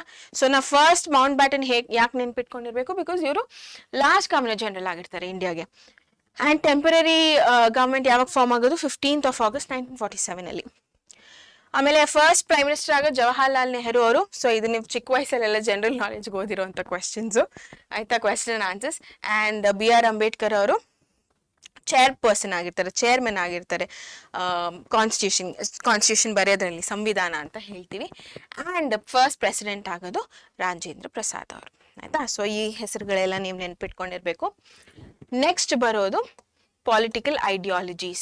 So the Indian Constitution was adopted on the 26th of January 1950. ನಾವು ರಿಪಬ್ಲಿಕ್ ಡೇ ಅಂತ ಏನು ಹೇಳ್ತೀವಿ ಅವತ್ತಿನ ದಿನಾನೇ. The Constitution declared India as sovereign ಅಂತ ಅಂದ್ರೆ ಇಂಡಿಪೆಂಡೆಂಟ್ ಅಂತ. ಆಯ್ತಾ. ಡೆಮೋಕ್ರೆಟಿಕ್ ಅಂತ ಅಂದ್ರೆ ಯಾರು ಮೊನಾರ್ಕ್ ಇಲ್ಲ, ಯಾರು ರಾಜರಿಲ್ಲ. ಆಯ್ತಾ. ಸೊ ಇಲ್ಲಿ ಎಲೆಕ್ಷನ್ಸ್ ನಡೆಯುತ್ತೆ, ಜನಗಳೇ ಡಿಸೈಡ್ ಮಾಡ್ತಾರೆ ಅವರ ಲೀಡರ್ ಯಾರಾಗಬೇಕು ಅಂತ. ಸೊ ಯಾರು ರಾಜನ ಮನೆತನ ಅವ್ರು ಯಾರು ಇಲ್ಲ ಆಳೋದಕ್ಕೆ ಅಂತ. So that is democratic. Basically people will decide their leader ಅಂತ. ಅದು ಡೆಮೋಕ್ರೆಟಿಕ್, ಸೊ ಆ ಥರ ಒಂದು ಕಂಟ್ರಿ ಆಗುತ್ತೆ. And republic. So republic democratic almost same, but difference ಏನಪ್ಪ ಅಂತಂದರೆ ಇಲ್ಲಿ ಡೆಮೋಕ್ರೆಟಿಕಲ್ಲಿ ಎಲ್ಲ ಜಾಸ್ತಿ ಪ್ರಾಮಿನೆನ್ಸ್ ಕೊಡೋದು ಸಿಟಿಸನ್ಸ್ಗೆ. ಬಟ್ ರಿಪಬ್ಲಿಕಲ್ಲಿ ಏನಾಗುತ್ತಪ್ಪ ಅಂತಂದರೆ ಇಲ್ಲಿ ನಾವು ಎಲೆಕ್ಟೆಡ್ ಪರ್ಸನ್ಸ್ ಯಾರು ಇರ್ತಾರೆ, ಅಂದರೆ ನಾವು ಎಲೆಕ್ಟ್ ಮಾಡುವಂಥ ಪರ್ಸನ್ಸ್ ಯಾರು ಇರ್ತಾರೆ ಅವ್ರು ತಗೊಳ್ಳೋ ಅಂಥ ಡಿಸಿಷನ್ಸ್ ಮೇಲೆ ಡಿಪೆಂಡ್ ಆಗಿರುತ್ತೆ, ಅದು ರಿಪಬ್ಲಿಕ್. ಅರ್ಥ ಆಯ್ತಾ? ಸೊ ಇವೆರಡು ಇವು ಮೂರು ನೀವು ನೆನ್ಪಿಟ್ಕೊಂಡಿರ್ಬೇಕು. Next, with the 42nd amendment the phrases secular and socialist were added. So secular ಅಂತ ಅಂದರೆ, ಸೊ ಇಲ್ಲಿ ಭಾರತದಲ್ಲಿ ಇದೇ ಧರ್ಮ ಇರಬೇಕು ಅಂತ ಏನಿಲ್ಲ, ಯಾರಾದರೂ ಬಂದಿರ್ಬೋದು. So we welcome to any of the religion, ಅದು ಸೆಕ್ಯುಲರಿಸಮ್. ಆ್ಯಂಡ್ ಸೋಷಿಯಲಿಸ್ಟ್ ಅಂತ ಅಂದರೆ ಯಾವುದೇ ಥರ ಭೇದ ಭಾವ ಮಾಡ್ತಾ ಇಲ್ಲ. ಇವಾಗ ನಾನು ಏನಾದರೂ ಪ್ರೊಡ್ಯೂಸ್ ಮಾಡ್ತಾ ಇದ್ದೀನಿ ಆಸ್ ಅ ಕಂಟ್ರಿ ಅಂತ ಅಂದರೆ ಅದು ಈಕ್ವಲ್ ಆಗಿ ಎಲ್ಲರಿಗೂ ಹೋಗುತ್ತೆ. ಅರ್ಥ ಆಗ್ತಾ ಇದೆಯಾ? ಸೊ ಮೇಲೆ ಕೀಳು ಅಥವಾ ಜಾಸ್ತಿ ಸಂಪಾದನೆ ಮಾಡೋರು ಕಮ್ಮಿ ಸಂಪಾದನೆ ಇದೆಲ್ಲ ಏನೂ ಇಲ್ಲ, ಎಲ್ಲರನ್ನೂ ಒಂದೇ ಆಗಿ ನೋಡೋದನ್ನ ಸೋಷಿಯಲಿಸ್ಟ್ ಅಂತ ಹೇಳ್ತೀವಿ. ಸೊ ಇದೆಲ್ಲ ಸೇರ್ಕೊಂಡು ಭಾರತ ಆಗಿದೆ ಅಂತ. ಅರ್ಥ ಆಯ್ತಾ? ಎಸ್. ಸೊ ನೆಕ್ಸ್ಟ್ ಬಂದ್ಬಿಟ್ಟು the Indian government followed on independent non alignment foreign policy. So ಇದೇನಿದು ನಾನ್ ಅಲೈನ್ಮೆಂಟ್ ಫಾರಿನ್ ಪಾಲಿಸಿ ಅಂತಂದ್ರೆ ಇದು ಬೇಸಿಕಲಿ ಆಫ್ಟರ್ 2 ವರ್ಲ್ಡ್ ವಾರ್ ಆಗುತ್ತೆ ಮಕ್ಕಳೇ. ಸೊ 2 ವರ್ಲ್ಡ್ ವಾರ್ ಆದ್ಮೇಲೆ 2 ದೊಡ್ಡ ಕಂಟ್ರೀಸ್ ಇರುತ್ತೆ. ಸೊ ಇವರಿಬ್ರಿಗೂ ನಾನು ಸಪೋರ್ಟ್ ಮಾಡೋದಿಲ್ಲ ಅಂತ ಸೈನ್ ಮಾಡುವಂಥ ಒಂದು ಪಾಲಿಸಿನ ನಾನ್ ಅಲೈನ್ಮೆಂಟ್ ಅಂದರೆ ನಾನು ಯಾರಕ್ಕೂ ಸೇರ್ಪಾಡು ಆಗೋದಿಲ್ಲ ಅಂತ ಹೇಳೋವಂಥ ಒಂದು ಅಲೈನ್ಮೆಂಟ್ನ ಫಾಲೋ ಮಾಡುತ್ತೆ ಭಾರತ. ಅರ್ಥ ಆಯ್ತಾ? So India brought in parliamentary democracy into force. So India brought in parliamentary democracy ಏನಪ್ಪ ಅಂತಂದರೆ, ಸೊ ಯಾರ್ಯಾರು ಪಾರ್ಲಿಮೆಂಟಲ್ಲಿ ಯಾರು ಇರ್ತಾರೆ, ನಾವು ಯಾರ್ಯಾರನ್ನ ಎಲೆಕ್ಟ್ ಮಾಡಿದೀವೋ ಅವರೆಲ್ಲ ಇರ್ತಾರೆ. ಸೊ ಅವರು ಏನು ಡಿಸಿಷನ್ ತಗೋತಾರೋ ಅದ್ರ ಮೇಲೆ ಈ ಒಂದು ದೇಶ ನಡೆಯುತ್ತೆ ಅಂತ, ಅದು ಪಾರ್ಲಿಮೆಂಟರಿ ಡೆಮೋಕ್ರಸಿ. ಸೊ ಇವಾಗ ಲೋಕಸಭಾ ರಾಜ್ಯಸಭಾ ಇಲ್ಲೆಲ್ಲ ಬಿಲ್ ಪಾಸ್ ಆದ್ಮೇಲೆ ಅದು ಲಾ ಆಗುತ್ತೆ ಅಲ್ವಾ? ಸೊ ಬೇಸಿಕಲಿ ಅದು ಹೆಂಗೆ ಡಿಪೆಂಡ್ ಆಗುತ್ತೆ ಅಂತಂದ್ರೆ ಇಲ್ಲಿ ಪಾರ್ಲಿಮೆಂಟಲ್ಲಿ ಯಾರ್ಯಾರು ಕೂತಿದಾರೋ ಅವ್ರ ಮೇಲೆ ಡಿಪೆಂಡ್ ಆಗುತ್ತೆ. ಬಟ್ ಪಾರ್ಲಿಮೆಂಟಲ್ಲಿ ಯಾರ್ಯಾರು ಕೂತ್ಕೋಬೇಕು ಅಂತ ಡಿಸೈಡ್ ಮಾಡೋರು ಯಾರು? ನಾವು ಸಿಟಿಸನ್ಸ್, ಯಾರ್ಯಾರು ವೋಟ್ ಮಾಡ್ತೀವೋ ನಾವು. ಸೊ ಪಾರ್ಲಿಮೆಂಟರಿ ಡೆಮೋಕ್ರಸಿ ಅಂತಂದ್ರೆ ಅದು. ಆಯ್ತಾ? ಅದನ್ನ ಅರ್ಥ ಮಾಡ್ಕೊಳ್ಳಿ. ಸೊ ಇದು ಪೊಲಿಟಿಕಲ್ ಐಡಿಯಾಲಜೀಸ್. ಅರ್ಥ ಆಯ್ತಾ? Yes. So next, integration of provinces. So ಇದು ತುಂಬಾ ಇಂಪಾರ್ಟೆಂಟ್ ಆಗುತ್ತೆ ಈ ಒಂದು ಪಾಠದಿಂದ. ಇದು ಮೇನ್. ಆಯ್ತಾ? So heart of the chapter ಅಂತಾನೆ ಹೇಳ್ಬೋದು. ಸೊ ಪ್ರತಿಯೊಂದು ನೆನ್ಪಿಟ್ಕೊಂಡಿರಿ. when the British left India there were 562 provinces. ನೀವು ಇಲ್ಲಿ ನೋಡ್ಬೋದು ಎಷ್ಟು ಚಿಕ್ಕ ಪ್ರಾವಿನ್ಸಸ್ ಇದೆ ಅಂತ. ಸೊ ಭಾರತೀಯರು ಈ ತರ ಒಂದು ಇದ್ರಲ್ಲಿ ಇರಕ್ ಆಗೋದಿಲ್ಲ ಮಕ್ಳು. ಎಷ್ಟು ಚಿಕ್ಕ ಪ್ರಾವಿನ್ಸಸ್ನ ನಡ್ಸೋದಕ್ಕೆ ಆಗೋದಿಲ್ಲ, ಗೌರ್ಮೆಂಟ್ ಇದನ್ನೆಲ್ಲ ನೋಡ್ಕೊಳ್ಳೋದಕ್ಕೆ ಆಗೋದಿಲ್ಲ. ಬ್ರಿಟಿಷ್ ಅವರಿದ್ದಾಗ ಈ ತರ ಇತ್ತು, ಬಟ್ ಇಂಡಿಯನ್ ಗೌರ್ಮೆಂಟ್ಗೆ ಆ ಥರ ಆಗೋದಿಲ್ಲ. ಸೊ ಇವ್ರೇನ್ ಮಾಡ್ಬೇಕಿತ್ತು, ಎಲ್ಲಾನು ಈ ತರ ಮರ್ಜ್ ಮಾಡ್ಬೇಕಿತ್ತು. ಅರ್ಥ ಆಗ್ತಾ ಇದೆಯಾ? ಇಷ್ಟನ್ನ ಅವರು ಸ್ವಲ್ಪ ಚಿಕ್ಕದ್ ಮಾಡ್ಬೇಕಿತ್ತು. ಅರ್ಥ ಆಗ್ತಾ ಇದೆಯಾ? ಸೊ ಇದು ಹಳೆ ಮ್ಯಾಪ್ ನೀವೇನ್ ನೋಡ್ತಾ ಇದ್ರ ಅಂದ್ರೆ ಬ್ರಿಟಿಷ್ ಅವ್ರು ಬಿಟ್ಟು ಹೋದಾಗ ಇದ್ದಂತ ಮ್ಯಾಪು, ಅಂಡ್ ಇದು ರೀಸೆಂಟ್ ಆಗಿರುವಂತ ಮ್ಯಾಪ್. ಸೊ ಇಲ್ಲಿಂದ ಇಲ್ಲಿಗೆ ಬರಬೇಕು ಅಂತ ಅಂದ್ರೆ ಸುಮಾರು ಕಷ್ಟಪಟ್ಟಿದ್ದಾರೆ. ಆಯ್ತಾ? ಬ್ರಿಟಿಷ್ ಅವ್ರು ಬಿಟ್ಟು ಹೋದ್ಮೇಲೆ ಇಂಡಿಯನ್ ಗವರ್ಮೆಂಟ್ ಸುಮಾರು ಕಷ್ಟಪಟ್ಟಿದ್ದಾರೆ. ಬಿಕಾಸ್ ಕೆಲವೊಬ್ರು ಸೇರ್ಕೊಂಡ್ರು, ಕೆಲವೊಬ್ರು ಸೇರ್ಕೊಳ್ಳಿಲ್ಲ, ಈ ತರ ಸುಮಾರು ಕಷ್ಟಗಳು ನೋಡಿದ್ರು ಅವರು. ಸೊ ಅದೇನೇನು ಅಂತ ನೋಡ್ತಾ ಹೋಗೋಣ. ಆಯ್ತಾ? So 3 options for the provinces. So ನಾನು ಇಲ್ಲಿ ಹೇಳ್ದೆ ಅಲ್ವಾ, ಸೊ ಇಲ್ಲಿ 562 ಪ್ರಾವಿನ್ಸಸ್ ಇದೆ. ಅಂದ್ರೆ ಈ ಒಂದು ರಾಜ್ಯ ಅಂತ ತಗೊಂಡಾಗ ಇದ್ರಲ್ಲೇ ಒಂದು 106 ಪ್ರಾವಿನ್ಸಸ್ ಇರ್ತಾ ಇತ್ತು. ಅರ್ಥ ಆಗ್ತಾ ಇದೆ? ಚಿಕ್ಕದಾಗಿ. ಸೊ ಇದನ್ನೆಲ್ಲ ಒಂದು ಮಾಡ್ಬೇಕು, ಇದನ್ನೆಲ್ಲ ಒಂದು ಸ್ಟೇಟ್ ಮಾಡ್ಬೇಕು. ಅರ್ಥ ಆಗ್ತಾ ಇದೆಯಾ? ಸೊ ಅದಕ್ಕೆ ಈ ಪ್ರಾವಿನ್ಸಸ್ಗೆ ಏನ್ ಮಾಡ್ತಾರೆ, 3 ಆಪ್ಷನ್ಸ್ ಕೊಡ್ತಾರೆ. 562 ಪ್ರಾವಿನ್ಸಸ್. ಸೊ ಅದೇನ್ 3 ಆಪ್ಷನ್ಸ್ ಅಂತ ನೋಡೋಣ. While dividing the country the British had given 3 options given to the provinces. ಏನಪ್ಪಾ ಅಂತಂದ್ರೆ join the union of India, join Pakistan, remain independent. ಇದು 3 ಆಪ್ಷನ್ಸ್. ಒಂದು, ನೀನ್ ಭಾರತದಲ್ಲೇ ಇರು. 2ನೇದು, ಪಾಕಿಸ್ತಾನಕ್ಕೆ ನೀನ್ ಹೋಗಿ ಜಾಯಿನ್ ಆಗ್ಬೋದು. 3ನೇದು, ಇಲ್ಲಪ್ಪ 2 ಬೇಡವಾ, ಸರಿ ನೀನ್ ಇಂಡಿಪೆಂಡೆಂಟ್ ಆಗಿರ್ತೀಯ, ಇಂಡಿಪೆಂಡೆಂಟ್ ಆಗೇ ಇರು. ಇವ್ 3 ಆಪ್ಷನ್ಸ್ ಯಾರು ಕೊಡ್ತಾರೆ? ಬ್ರಿಟಿಷ್ ಎಲ್ಲ ಪ್ರಾವಿನ್ಸಸ್ಗೆ ಕೊಡ್ತಾರೆ. ಆಯ್ತಾ? ಸೊ ಏನಾಗುತ್ತೆ ಇವಾಗ, ಒಂದು ಆಕ್ಟ್ ಬರುತ್ತೆ ಮಕ್ಳೇ. So India 1947 integration act. Integration ಅಂತ ಅಂದ್ರೆ ನನ್ನಲ್ಲಿ ಒಂದಾಗಿ ಮಾಡ್ಕೊಳ್ಳೋದು, ಭಾರತದಲ್ಲಿ ಒಂದಾಗಿ ಮಾಡ್ಕೊಳ್ಳೋದು ಎಲ್ಲ ಪ್ರಾವಿನ್ಸಸ್ನ. ಸೊ ಆ ಥರ ಒಂದು ಆಕ್ಟ್ ಬರುತ್ತೆ ಯಾವಾಗ, 1947 ಅಲ್ಲಿ. ಆಯ್ತಾ? ಸೊ ನೋಡಿ ಇಲ್ಲಿ 4 ಪಾಯಿಂಟ್ಸ್ ಇದೆ ಅಂಡ್ ಅದಕ್ಕೆ ನಾನು ಐಕನ್ಸ್ನ ಕೂಡ ಹಾಕ್ತೀನಿ ನಿಮಗೆ ಈಸಿ ಆಗಲಿ ಅಂತ. So the government of India invited all the provinces to join the union of India under the 1947 integration act. So ಏನ್ ಮಾಡ್ತಾರಪ್ಪ ಅಂತಂದ್ರೆ ಎಲ್ಲ ಪ್ರಾವಿನ್ಸಸ್ನು ನಾವೇ ಇಟ್ಕೋತೀವಿ. ಆಯ್ತಾ? 562 ಪ್ರಾವಿನ್ಸಸ್ ಏನಿದೆ ಇದೆಲ್ಲಾನು ಭಾರತಕ್ಕೆ ಇರಲಿ ಅಂತ ಒಂದು ಇನ್ವಿಟೇಷನ್ ಕಳಿಸ್ತಾರೆ ಎಲ್ಲರಿಗೂ, ನಮ್ಮನ್ನೇ ಜಾಯ್ನ್ ಆಗಿ, ಯೂನಿಯನ್ ಆಫ್ ಇಂಡಿಯಾನೇ ಜಾಯ್ನ್ ಆಗಿ ಅಂತ. ಆಮೇಲೆ those who joined in this way were given privy purse based on that province's income ಅಂತ ಅಂದ್ರೆ ಲೈಕ್ ಇಷ್ಟು ಅಮೌಂಟ್ ಅಂತ. ಆಯ್ತಾ? ಒಂಥರ ಲೈಕ್ ಖುಷಿ ಆಗ್ತಾ ಇದೆ, ಸರಿ ಇಷ್ಟು ತಗೊಳ್ಳಿ, ನೀವು ನಮಗ್ ಜಾಯಿನ್ ಆಗಿದ್ದೀರಾ, ಸೊ ಇಷ್ಟು ಅಮೌಂಟ್ ಅಂತ ತಗೊಳ್ಳಿ ಅಂತ, ಅದನ್ನೇ ಪ್ರಿವಿ ಪರ್ಸ್ ಅಂತ ಹೇಳ್ತೀವಿ. ಸೊ ಈ ತರ ಒಂದು ಆಪ್ಷನ್ ಕೂಡ ಇಟ್ರು. ಸೊ ನಮ್ಮನ್ನ ಜಾಯಿನ್ ಆಗಂಗಿದ್ರೆ ನಿಮ್ಗೆ ಇಷ್ಟು ಅಂತ, ಇಷ್ಟು ದುಡ್ಡು, ಇಷ್ಟು ಮೊತ್ತ ಅಂತ ಕೊಡ್ತೀವಿ ಅಂತ. ಆಮೇಲೆ in addition they were given some special facilities and status. Special facilities ಅಂತ ಅಂದ್ರೆ ಓಕೆ, ನೀವು ಜಾಯಿನ್ ಆದ್ಮೇಲೆ ನಿಮ್ಗೆ ಹೆಂಗ್ ಬೇಕು ಹಂಗೆ ಇರ್ಬೋದು. ಸೊ ಆ ಥರ ಸ್ಪೆಷಲ್ ಫೆಸಿಲಿಟೀಸ್. ಆಯ್ತಾ? ಸೊ ಆ ಥರನೂ ಕೊಡ್ತಾರೆ. ಬಟ್ ನೀವು ಇದನ್ನ ಹೆಂಗ್ ನೆನ್ಪಿಟ್ಕೊಂಡಿರ್ಬೇಕಂತಂದ್ರೆ ಕೊಡ್ತಾರೆ, but over a period of time ಅದನ್ನೆಲ್ಲ ತಗೊಂಡ್ಬಿಡ್ತಾರೆ. ಆಯ್ತಾ? ನೋಡಿ, later in the year 1969 the government abolish the payment of privy purse and other facilities. ಅಂದ್ರೆ 1969 ಆದ್ಮೇಲೆ ನಿಂಗೆ ದುಡ್ಡು ಕೊಡೋದಿಲ್ಲ, ಯಾವುದೇ ತರ ಒಂದು ಸ್ಪೆಷಲ್ ಫೆಸಿಲಿಟೀಸ್, ನೀನ್ ನಮ್ ಜಾಯಿನ್ ಆಗಿದ್ಯಪ್ಪ, ಕಷ್ಟಪಟ್ಟು ಜಾಯಿನ್ ಆಗ್ಬಿಟ್ಟಿದ್ಯಪ್ಪ, ಸೊ ಸರಿ ನಿಮ್ಗೆ ಇಷ್ಟು ಅಂತ ನಿಂಗೆ ಸ್ಪೆಷಲ್ ಇನ್ಕಮ್ ಆಗಿರ್ಬೋದು ಅಥವಾ ಸ್ಪೆಷಲ್ ಫೆಸಿಲಿಟೀಸ್ ಕೊಡೋದಾಗಿರ್ಬೋದು. ಸೊ ಇದನ್ನೆಲ್ಲ ನಿಲ್ಲಿಸ್ಬಿಟ್ರು ಯಾವಾಗ, 1969 ಅಲ್ಲಿ. ಆಯ್ತಾ? ಸೊ ಇದು ಇಂಟಿಗ್ರೇಷನ್ ಆಕ್ಟ್ 1947 ಅಲ್ಲಿ ಆಗುವಂಥದ್ದು. ರೈಟ್? ಎಸ್, ನೀವು ಇದು ನಾನು ಹೇಳಿಲ್ಲ. ಸೊ ಪ್ರಿವಿ ಪರ್ಸ್ ಅಂತ ಅಂದ್ರೆ ಲೈಕ್ ಇಷ್ಟು ಅಂತ ಮೊತ್ತ ಕೊಡೋದು, ಅಂಡ್ ಸ್ಪೆಷಲ್ ಫೆಸಿಲಿಟೀಸ್ ಅಂತ ಅಂದ್ರೆ ಲೈಕ್ ಲಿಟ್ರಲಿ ನೀವು ಇಲ್ಲಿ ನೋಡ್ಬೋದು, ನಾನು ಪಟಾಕಿ ಹಾಕಿದೀನಿ. ಆಯ್ತಾ? ಸೊ ಆ ಥರ ಅಂದ್ರೆ ಲೈಕ್ ತುಂಬಾ ಖುಷಿಯಾದಂತ ಒಂದು ಆಫರ್ಸ್ನ ಕೊಡಕ್ ಸ್ಟಾರ್ಟ್ ಮಾಡಿದ್ರು. But over a period of time 1969 ಅಲ್ಲಿ ಅದನ್ನೆಲ್ಲ ಅಬಾಲಿಷ್ ಮಾಡ್ತಾರೆ, ಅಂದ್ರೆ ಸ್ಟಾಪ್ ಮಾಡ್ತಾರೆ. ಅರ್ಥ ಆಯ್ತಾ? Yes. State that opposed integration. So ಇಷ್ಟೆಲ್ಲ ಆದ್ಮೇಲೆ ಓಕೆ ಅಂತ ಜಾಯಿನ್ ಆಗ್ತಾರೆ, ಆಲ್ಮೋಸ್ಟ್ ಎಲ್ಲರೂ ಜಾಯಿನ್ ಆಗ್ತಾರೆ. ಬಟ್ ಕೆಲವೊಬ್ರು ಜಾಯಿನ್ ಆಗೋದಿಲ್ಲ. ಆ ಕೆಲವೊಬ್ರು ಯಾರ್ಯಾರು ಅಂತ ನೋಡೋಣ. ನೋಡಿ ಇವಾಗ ಜುನಾಗಢ್, ಹೈದರಾಬಾದ್, ಜಮ್ಮು ಅಂಡ್ ಕಾಶ್ಮೀರ್. ಆಯ್ತಾ? ಸೊ ಯಾಕೆ ಇವ್ರು ಯಾರು ಜಾಯಿನ್ ಆಗಿಲ್ಲ ಅನ್ನೋದನ್ನ ಇವಾಗ ನೋಡ್ತಾ ಹೋಗೋಣ. ಅದಕ್ಕಿಂತ ಮುಂಚೆ ಅಯರ್ನ್ ಮ್ಯಾನ್ ಆಫ್ ಇಂಡಿಯಾ ಇವ್ರ ಬಗ್ಗೆ ತಿಳ್ಕೊಳ್ಳಿ. ನಾನು ಹೇಳ್ದೆ ಆಲ್ಮೋಸ್ಟ್ ಎಲ್ಲರೂ ಜಾಯಿನ್ ಆದ್ರು, ಬಟ್ ಕೆಲವ್ರು ಮಾತ್ರ ಜಾಯಿನ್ ಆಗಿಲ್ಲ ಅಂತ. ಸೊ ಈ ಆಲ್ಮೋಸ್ಟ್ ಎಲ್ಲರೂ ಇಂಡಿಯಾಗೆ ಅಂದ್ರೆ ಯೂನಿಯನ್ ಆಫ್ ಇಂಡಿಯಾಗೆ ಜಾಯಿನ್ ಆಗೋದಕ್ಕೆ ಮೇನ್ ರೀಸನ್ ಬಂದ್ಬಿಟ್ಟು ಇವರು. ಯಾರು? ಎಸ್, ಸೊ ಇವರೇ ಸರ್ದಾರ್ ವಲ್ಲಭಾಯ್ ಪಟೇಲ್. ಸೊ ಇತ್ತೀಚೆಗೆ ಅವ್ರದ್ದು ಸ್ಟ್ಯಾಚ್ಯೂ ಕೂಡ ಸ್ಟಾರ್ಟ್ ಮಾಡಿದ್ದಾರೆ. ಸೊ ಸ್ಟ್ಯಾಚ್ಯೂ ಆಫ್ ಯೂನಿಟಿ ಅಂತ ಅಲ್ವಾ. ಸೊ ಇವ್ರನ್ನ ನಾವು ಅಯರ್ನ್ ಮ್ಯಾನ್ ಅಂತ ಕರಿತೀವಿ. ಯಾಕಪ್ಪ ಅಂತಂದ್ರೆ resolving all these problems and bringing about a successful integration of provinces was done by the iron man of India, Sardar Vallabhbhai Patel. So ಇಷ್ಟೆಲ್ಲ ಕಷ್ಟಪಟ್ಟು ಎಲ್ಲ ಪ್ರಾವಿನ್ಸಸ್ನು ಇಂಡಿಯಾಗೆ ಉಳಿಸ್ಕೊಂಡವರು ಈ ಮಹಾನ್ ವ್ಯಕ್ತಿ. ಸೊ ಹಾಗಾಗಿ ಇವ್ರನ್ನ ಅಯರ್ನ್ ಮ್ಯಾನ್ ಅಂತ ಕರಿತೀವಿ. ಅರ್ಥ ಆಯ್ತಾ? ಎಸ್. ಸೊ ಫಸ್ಟ್ ಬಂದ್ಬಿಟ್ಟು ಹೈದರಾಬಾದ್ 1948. ಸೊ ಇದು ಹೇಗೆ ಹಾಕಿದೆ ಅಂತಂದ್ರೆ ಇಸ್ವಿ ಲೆಕ್ಕಾಚಾರದ ಮೇಲೆ, ಅಂದ್ರೆ ಫಸ್ಟ್ ಯಾರು ಜಾಯಿನ್ ಆದ್ರು, ಅದಾದ್ಮೇಲೆ ಯಾರು ಜಾಯಿನ್ ಆದ್ರು ಅನ್ನೋ ಒಂದು ಲೆಕ್ಕಾಚಾರದ ಮೇಲೆ ಹಾಕಿದೀನಿ. ಟೆಕ್ಸ್ಟ್ ಬುಕ್ ಅಲ್ಲಿ ಇಲ್ಲ.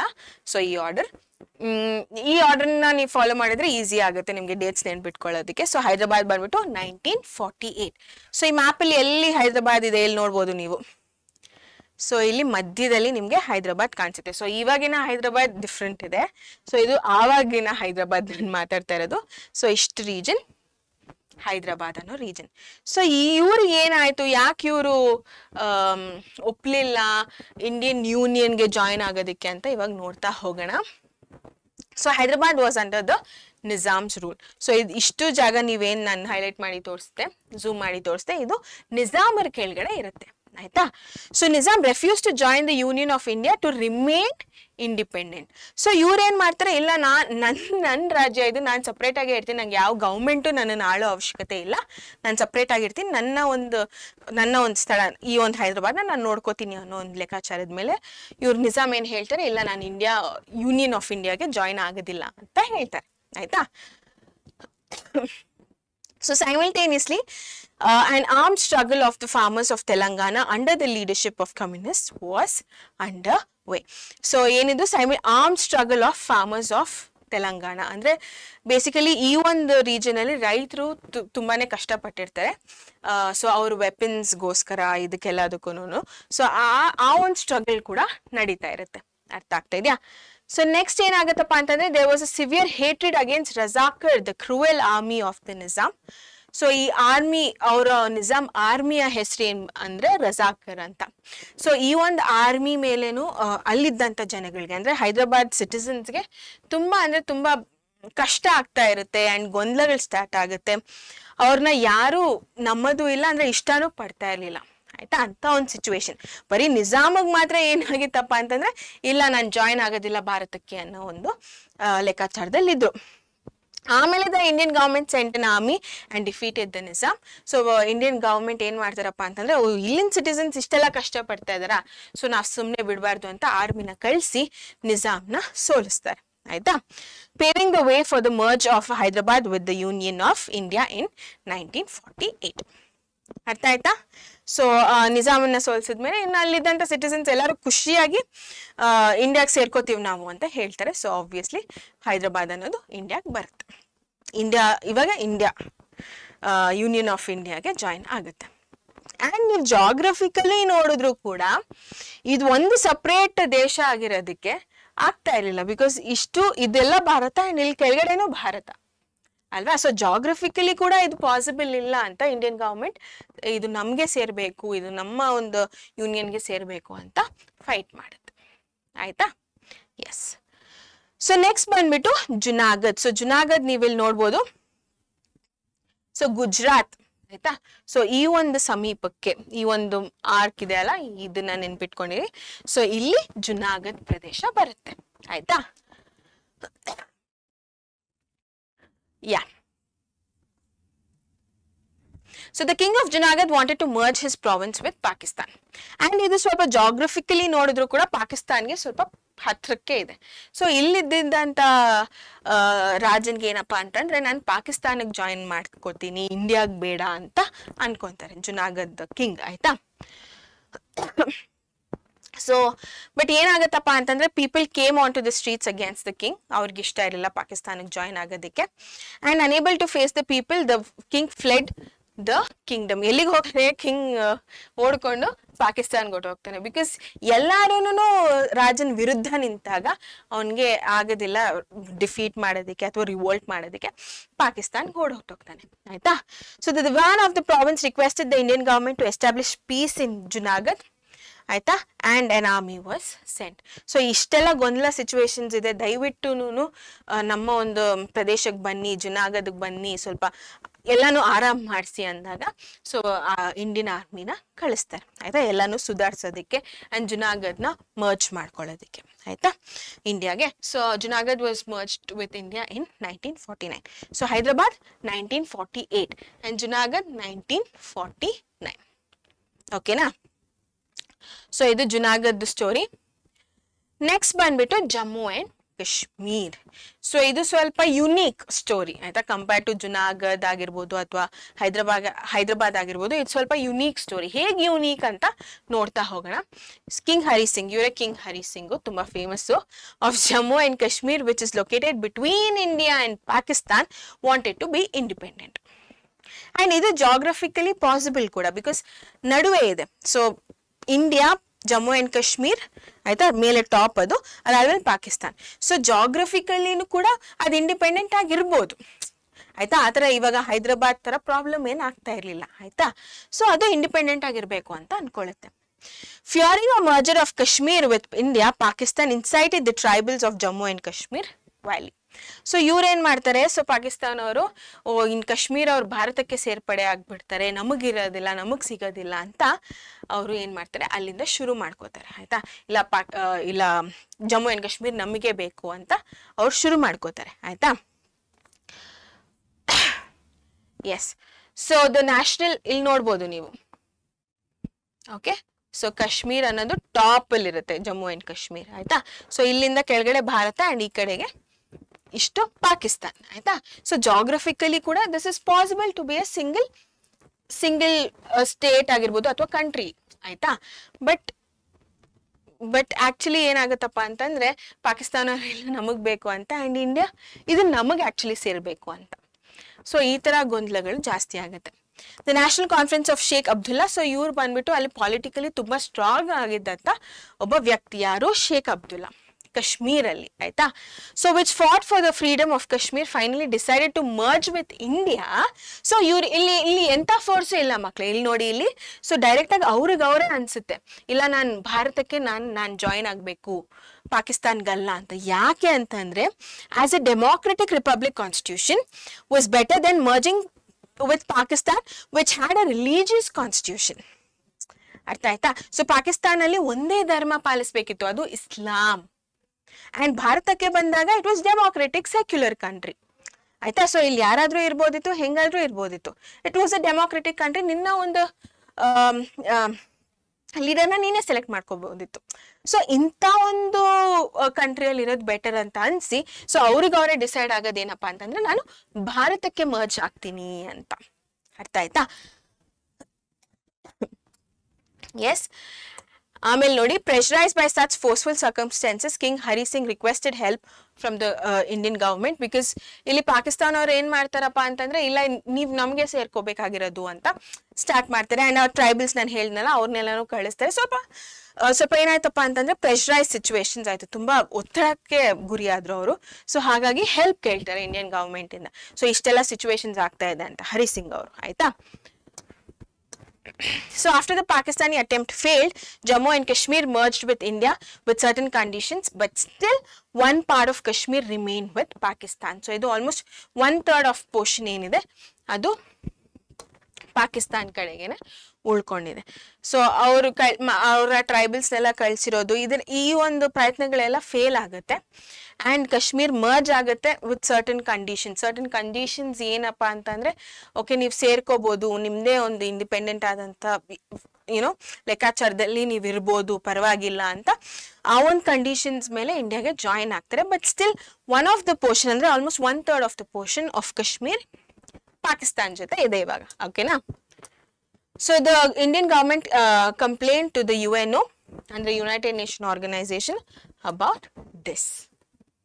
ಓಕೆ, ಸೊ ಈ ತರ ಸಿಚುವೇಶನ್ಸ್ ಕ್ರಿಯೇಟ್ ಮಾಡ್ತಾ ಇದ್ದಾರೆ ಅಂತ ಇಂಡಿಯನ್ ಗವರ್ಮೆಂಟ್ UNOಗೆ ಕಂಪ್ಲೇಂಟ್ ಮಾಡುತ್ತೆ. ಓಕೆನಾ? So the north west region of Kashmir occupied by Pakistan is called PoK region ಅಥವಾ ಪಾಕಿಸ್ತಾನ್ ಆಕ್ಯುಪೈಡ್ ಕಾಶ್ಮೀರ್ region ಅಂತ ಹೇಳ್ತೀವಿ ಇವತ್ತಿಗೆ ಕೂಡ. So the integration of Jammu and Kashmir with India is unique compared to that of other provinces. So ಈ region, so ನೀವು ನೋಡ್ಬೋದು ಇವಾಗ್ಲೂ ಇದ್ರದ್ದು ಗೊಂದಲಗಳು ಆಗ್ತಾನೆ ಇದೆ, ಇದ್ರದ್ದು ನ್ಯೂಸ್ ಅನ್ನೋದು ಬರ್ತಾನೆ ಇರುತ್ತೆ ಅಲ್ವಾ. ಸೊ ಇವಾಗ್ಲೂ ಕೂಡ ಈ ಒಂದು ರೀಜನ್, ಆ 1/3 ರೀಜನ್ ಏನಿದೆ ಪಾಕಿಸ್ತಾನ್ ಆಕ್ಯುಪೈಡ್ ಕಾಶ್ಮೀರ್ ಅಥವಾ ಪಾಕ್ ಆಕ್ಯುಪೈಡ್ ಕಾಶ್ಮೀರ್ ಅನ್ನೋದು ಇವತ್ತಿಗೂ ಇದೆ. ಅಂಡ್ ಈ ತರ ಇಷ್ಟೆಲ್ಲ ಕಷ್ಟಪಟ್ಟು ಅಟ್ಲೀಸ್ಟ್ 3/4 ಆಫ್ ದ ರೀಜನ್ ಇಂಡಿಯಾಗೆ ಬಂದಿದೆ, but 1/3 is in Pakistan. So ಇಷ್ಟೆಲ್ಲ ಕಷ್ಟಪಟ್ಟು ಇಷ್ಟೆಲ್ಲ ಗೊಂದಲಗಳಾಗಿ ಜಾಯಿನ್ ಆಗಿರೋದ್ ಕಾರಣ this is one of the unique, ಏನಂತಾರೆ ಯೂನಿಕ್ ಇಂಟಿಗ್ರೇಷನ್ ಆಗಿರೋದು. ಅರ್ಥ ಆಗ್ತಾ ಇದೆಯಾ? ಸೊ ಈ ಜಾಗ is called PoK region. Highlight ಮಾಡಿ ತೋರಿಸಿದ್ರಿ, ರೈಟ್? ಎಸ್ ಮಕ್ಳೇ. ಸೊ ನೆಕ್ಸ್ಟ್ ಬರೋದು ಪಾಂಡಿಚೇರಿ 1954. ಆಯ್ತಾ? ಸೊ ಇಲ್ಲಿದೆ ಪಾಂಡಿಚೇರಿ, ಸೊ ಪುದುಚೇರಿ ಅಂತ ಕೂಡ ಕರಿತೀವಿ. ಸೊ ಈ ಭಾಗ. ಆಯ್ತಾ? ಸೊ ಇದು Pondicherry. So the French colonies had continued their hold on Pondicherry, Karaikal, Mahe and Chandranagar in post independence India, obviously because ನಮಗೆ ಇಂಡಿಪೆಂಡೆನ್ಸ್ ಸಿಕ್ಕಿದ್ದು 1947 ಅಲ್ಲಿ. ಅಂಡ್ ಇಲ್ಲಿ ನೋಡಿ ಪಾಂಡಿಚೇರಿ ಮರ್ಜ್ ಆಗೋ ಅಷ್ಟೊತ್ತಿಗೆ ಎಷ್ಟಾಗಿದೆ 1954. ಯಾಕಪ್ಪ ಅಂತಂದ್ರೆ ಫ್ರೆಂಚ್ ಕಾಲನೀಸ್ ಅವ್ರು ಅಷ್ಟು ಅಕ್ವೈರ್ ಮಾಡ್ಕೊಂಡ್ಬಿಟ್ಟಿದ್ರು ಪಾಂಡಿಚೇರಿನ. ಅಂಡ್ ಮುಂದೆ ನೀವು ನೋಡ್ಬೋದು ಗೋವಾನ ಕೂಡ ಪೋರ್ಚುಗೀಸ್ ಅವರು. ಸೊ ಎಷ್ಟು ಅಕ್ವೈರ್ ಮಾಡ್ಕೊಂಡಿದ್ರು ಅಂತಂದ್ರೆ ಅವ್ರು ಬಿಟ್ಟು ಹೋಗ್ತಾನೆ ಇರ್ಲಿಲ್ಲ. So it was a very tough situation ಭಾರತಕ್ಕೆ ಈ ಒಂದು ಪ್ರದೇಶಗಳನ್ನ ಭಾರತಕ್ಕೆ ಸೇರ್ಪಡೆ ಮಾಡ್ಕೊಳ್ಳೋದಕ್ಕೆ. ಅರ್ಥ ಆಗ್ತಾ ಇದೆಯಾ? So as a result of the struggle by the Congress, the communists and other organizations urging that it should be a part of India. So ಎಷ್ಟು ಜನದ ಕಷ್ಟ ಇದೆ ನೋಡಿ. ಸೊ ಕಾಂಗ್ರೆಸ್ ಅವ್ರದ್ದು, ಕಮ್ಯುನಿಸ್ಟ್ಸ್ ಯಾರ್ಯಾರಿದ್ರು ಅವ್ರದ್ದು, ಆ್ಯಂಡ್ ಬೇರೆ ಬೇರೆ ಆರ್ಗನೈಸೇಷನ್ಸ್ ಕೂಡ ಏನು ಮಾಡ್ತಪ್ಪ ಅಂತಂದರೆ ಇಲ್ಲ ಪಾಂಡಿಚೇರಿ ಅನ್ನೋದು ನಮಗೆ ಇರಬೇಕು, ಇಂಡಿಯನ್ಸ್ಗೆ ಇರಬೇಕು ಅಂತ ತುಂಬ ಹೋರಾಟ ಮಾಡಿ ಲಾಸ್ಟಿಗೆ ಪಾಂಡಿಚೇರಿನ 1954 ಆ ಒಂದು ಟೈಮಲ್ಲಿ, ಆ ಒಂದು ಇಸ್ವಿಯಲ್ಲಿ ಭಾರತಕ್ಕೆ ಜಾಯಿನ್ ಮಾಡ್ತಾರೆ. ಆಯಿತಾ? So in 1954, these provinces joined India. Pondicherry was declared a union territory in 1963. ಯಾಕೆ ಇದನ್ನ ನಾವು ಯೂನಿಯನ್ ಟೆರಿಟರಿ, ಒಂದು ಸಪ್ರೇಟ್ ಯೂನಿಯನ್ ಟೆರಿಟರಿ ಆಗಿ ಹೇಳ್ತಾರೆ ಅಂತ ಅಂದ್ರೆ, ಅನೌನ್ಸ್ ಮಾಡ್ತಾರೆ ಅಂತಂದ್ರೆ, ಬಿಕಾಸ್ ಇದಕ್ಕೆ ಇದರದೇ ಆದಂಥ ಒಂದು ಕಲ್ಚರ್ ಇತ್ತು, ಇದರದೇ ಆದಂಥ ಒಂದು ಸಂಸ್ಕೃತಿನ ಅವರು ಫಾಲೋ ಮಾಡ್ತಾ ಬರ್ತಾ ಇದ್ರು. ಯಾರು? ಪಾಂಡಿಚೇರಿಯಲ್ಲಿ ಉಳ್ಕೊಂಡವರು. Because for a long period of time French ಅವರು ಅಲ್ಲಿದ್ರು. ಆ್ಯಂಡ್ ಇವರ ಒಂದು ಫುಡ್ ಕಲ್ಚರ್ ಆಗಿರ್ಬೋದು, ಕ್ಲೋದಿಂಗ್ ಕಲ್ಚರ್ ಆಗಿರ್ಬೋದು, ಲೈಕ್ ಲಿಟ್ರಲಿ ಇವಾಗಲೂ ನೀವು ಹೋಗಿ ನೋಡಿದ್ರೆ ಪಾಂಡಿಚೇರಿಯಲ್ಲಿ ಒಂದು ಫ್ರೆಂಚ್ ಕಾಲನಿ ಅಂತಲೇ ಇದೆ, ಅವ್ರ ಮನೆಗಳು, ಆ ಒಂದು ಡಿಸೈನ್ಸ್. ಸೊ ಈ ಥರ ಕಲ್ಚರಲಿ ಅವ್ರದ್ದೇ ಒಂದು ಮಹತ್ವ ಇತ್ತು ಪಾಂಡಿಚೇರಿಯಲ್ಲಿ. ಅರ್ಥ ಆಗ್ತಾ ಇದೆಯಾ? ಸೊ ಹಾಗಾಗಿ ಒಂದು ಯೂನಿಯನ್ ಟೆರಿಟರಿ ಆಗಿ ಡಿಸೈಡ್ ಮಾಡ್ತಾರೆ, ಡಿಕ್ಲೇರ್ ಮಾಡ್ತಾರೆ ಪಾಂಡಿಚೇರಿನ. ಯಾವಾಗ? 1963. ಅರ್ಥ ಆಯ್ತಾ? ಸೊ ಇದು ಪಾಂಡಿಚೇರಿ. ನೀವು ನೆನ್ಪಿಟ್ಕೊಂಡಿರ್ಬೇಕು, 1954 ಜಾಯಿನ್ ಆಗುತ್ತೆ. ಅಂಡ್ ಯೂನಿಯನ್ ಟೆರಿಟರಿ ಈ ಪಟ್ಟ ಸಿಗೋದು 1963. ಇದನ್ನ ನೀವು ಮರಿಬಾರ್ದು. Okay, yes. So next Goa, 1961. So even after the Indian independence in 1947 from British rule, Goa was under the imperialist rule of Portugal. ನಾನು ಹೇಳ್ದೆ ಅಲ್ಲ, ಸೊ ಅಲ್ಲಿ ಹೇಗೆ ಫ್ರೆಂಚ್ ಕಾಲನೀಸ್ ಇತ್ತು ಪಾಂಡಿಚೇರಿಯಲ್ಲಿ, ಗೋವಾಗೆ ಪೋರ್ಚುಗೀಸ್ ಅವರ ಒಂದು ಪ್ರಭಾವ ಜಾಸ್ತಿ ಇತ್ತು. ಆಯ್ತಾ? So an endless struggle took place demanding the inclusion of Goa with the union of India. So though they were order to give up Goa, the Portuguese brought in additional troops from Africa and Europe and try to strengthen their hold by suppressing the movement. So ಇಲ್ಲಿ ನೀವು ನೋಡ್ಬೋದು Goa 1961 merge ಆಗುತ್ತೆ. ಅರ್ಥ ಆಗ್ತಾ ಇದೆಯಾ? So ಪಾಂಡಿಚೇರಿಗಿನ್ನ ಜಾಸ್ತಿ time ತಗೊಂಡಿದ್ದು Goa, because Goa ಅಲ್ಲಿ ಪೋರ್ಚುಗೀಸ್ ಅವ್ರಿಗೆ ಬಿಟ್ಟು ಹೋಗೋದಕ್ಕೆ ಆಗ್ತಾ ಇರ್ಲಿಲ್ಲ. ಸೊ ಅದಕ್ಕೆ ಅವ್ರದ್ದೇ ಆದಂಥ ರೀಸನ್ಸ್ ಇದ್ವು. ಸೊ ಅವರು ಇಲ್ಲ, ನಾವು ಇಂಡಿಯನ್ ಬಿಟ್ಟು, ಐ ಮೀನ್ ಆ ಒಂದು ಪ್ರದೇಶ ಗೋವಾನ ಬಿಟ್ಟು ಹೋಗೋದಿಲ್ಲ ಅಂತ ಅವ್ರ ಅಡಿಷನಲ್ ಟ್ರೂಪ್ಸ್ನ ಕೂಡ ಕರ್ಕೊಬರ್ತಾರೆ. ಭಾರತ ಗೌರ್ಮೆಂಟ್ ನಡುವೆ ಯುದ್ಧನೇ ಮಾಡೋದಕ್ಕೆ ಆಫ್ರಿಕಾ ಹಾಗೂ ಯುರೋಪಿಂದ. ಅರ್ಥ ಆಗ್ತಾ ಇದೆಯಾ? ಬಟ್ ಸ್ಟಿಲ್ ಯಾವುದು ವರ್ಕೌಟ್ ಆಗೋದಿಲ್ಲ. ಆ್ಯಂಡ್ ಅಲ್ಟಿಮೇಟ್ಲಿ ಏನಾಗುತ್ತಪ್ಪ ಅಂತಂದ್ರೆ ಗೋವಾ ಅನ್ನೋದು ಭಾರತಕ್ಕೆ ಮರ್ಜ್ ಆಗುತ್ತೆ. ಆ್ಯಂಡ್ ಇದು ನೀವು ಅಡ್ವೆಂಟ್ ಆಫ್ ಯುರೋಪಿಯನ್ಸ್ ಅಲ್ಲಿ ನೋಡಿರ್ಬೋದು. ಸೊ ಫಸ್ಟ್ ಬರೋದು ಪೋರ್ಚುಗೀಸ್ ಆ್ಯಂಡ್ ಲಾಸ್ಟ್ ಹೋಗೋದು ಪೋರ್ಚುಗೀಸ್ ಅಂತ ನಾನು ಆಲ್ರೆಡಿ ಹೇಳಿದ್ದೀನಿ. And India's relationship with other countries, ಈ ಒಂದು ಚಾಪ್ಟರಲ್ಲಿ ನೋಡಿದಾಗ ಇಂಡಿಯಾಸ್ ರಿಲೇಷನ್ಶಿಪ್ ಅಂದರೆ ರಷ್ಯಾ ಜೊತೆ ಹೇಗಿತ್ತು ಅಂತ ನೀವು ಓದಿದ್ದೀರಾ. ಸೊ ತುಂಬಾನೇ ಚೆನ್ನಾಗಿತ್ತು. ಆ್ಯಂಡ್ ಗೋವಾ, ಆಯ್ತಾ, ಸೊ ಗೋವಾ ಭಾರತಕ್ಕೆ ಮರ್ಜ್ ಆಗೋದಕ್ಕೆ ರಷ್ಯಾ ಅವರು ತುಂಬ ಹೆಲ್ಪ್ ಮಾಡಿದ್ದಾರೆ. ಆಯ್ತಾ? ಸೊ ಪೋರ್ಚುಗೀಸ್ ಬೇಸಿಕಲಿ ಇಲ್ಲ ನಾವು ಹೋಗೋದೇ ಇಲ್ಲ ಅಂತ ಕೂತ್ಕೊಂಡಿದ್ರು. ಸೊ ರಷ್ಯಾದವರು ಇಲ್ಲ ಗೋವಾ ಭಾರತಕ್ಕೆ ಬರಬೇಕು, ಭಾರತಕ್ಕೆ ಸೇರ್ಪಡೆ ಆಗಬೇಕು ಅಂತ ತುಂಬ ಅಂದರೆ ತುಂಬ ಹೆಲ್ಪ್ ಮಾಡಿದ್ರು. ಆಯ್ತಾ? ಸೊ ಅದು ಆ ಒಂದು 2 ಸೀನ್ಸ್ ಕೂಡ ನೀವು ಓದಿದಿರ ನಿಮ್ಮ ಒಂದು ಟೆಕ್ಸ್ಟ್ ಬುಕ್, ನಿಮ್ಮ ಒಂದು ಸಿಲೆಬಸ್ ಅಲ್ಲಿ ಅಲ್ವಾ?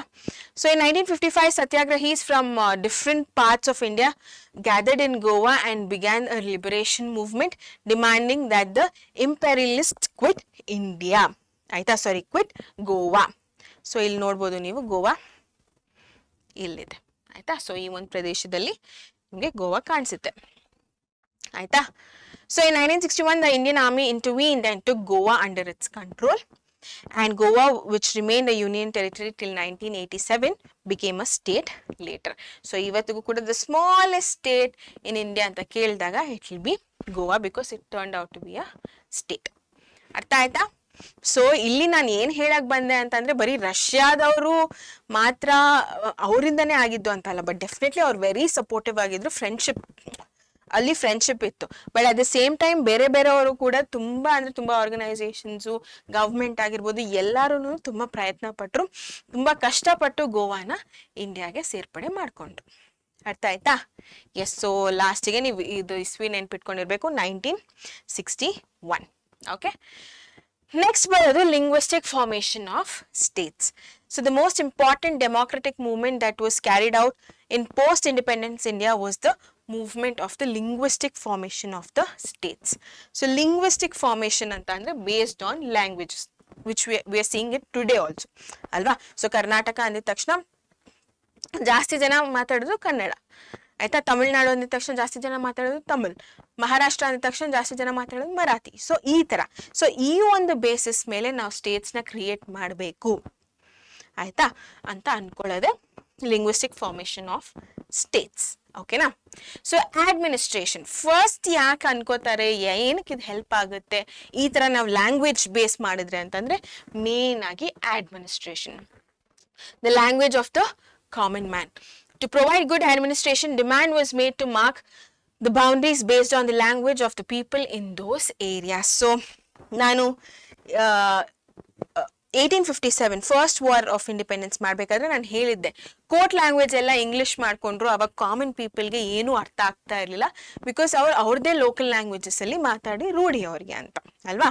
ಸೊ ಈ ತರ ಸಿಚುವೇಶನ್ ಇರ್ಬೇಕಾದ್ರೆ ಲಿಂಗ್ವಿಸ್ಟಿಕ್ ಆಗಿ ಅಂದ್ರೆ ಅವ್ರವ್ರ ಭಾಷೆ ಪ್ರಕಾರ ನಾವು ಅವ್ರದ್ದೇ ಆದಂತ ಒಂದು ಸ್ಟೇಟ್ ನ ಕ್ರಿಯೇಟ್ ಮಾಡಿಕೊಟ್ರೆ ಅಡ್ಮಿನಿಸ್ಟ್ರೇಷನ್ ಅನ್ನೋದು ಈಸಿ ಆಗತ್ತಾ ಅಲ್ವಾ? ಒಂದು ಲಾನ ಪಾಸ್ ಮಾಡ್ಬೇಕಂದ್ರು, ಅದನ್ನ ಅರ್ಥ ಆಗೋ ತರ ಹೇಳ್ಬೇಕಂತ ಅಂದ್ರೂ, ಫ್ರೀಡಮ್ ಆಗಿ ಮಾತಾಡ್ಬೇಕಂತ ಅಂದ್ರೂ ಲ್ಯಾಂಗ್ವೇಜ್ ತುಂಬಾ ಇಂಪಾರ್ಟೆಂಟ್ ಆಗುತ್ತೆ. ಅಂಡ್ ಅದು ನನಗೆ ಕರೆಕ್ಟ್ ಆಗಿ ಬರುತ್ತೆ, ಚೆನ್ನಾಗಿ ಬರುತ್ತೆ ಅಂತ ಅಂದ್ರೆ ತುಂಬಾ ಖುಷಿ ಅಲ್ವಾ. ಸೊ ಇದನ್ನ ತಲೆಯಲ್ಲಿ ಇಟ್ಕೊಂಡು ಏನ್ ಮಾಡ್ತಾರಪ್ಪ ಅಂತಂದ್ರೆ, ಇಲ್ಲ ತುಂಬಾನೇ ಒಳ್ಳೇದು ಈ ತರ ಒಂದು ಲಿಂಗ್ವಿಸ್ಟಿಕ್ ಫಾರ್ಮೇಶನ್ ಮಾಡಿದ್ಲು ಸ್ಟೇಟ್ಸ್ ಅಂತ ಬಂದಾಗ ಅಂತ ಅನ್ಕೋತಾರೆ, ಆಯ್ತಾ?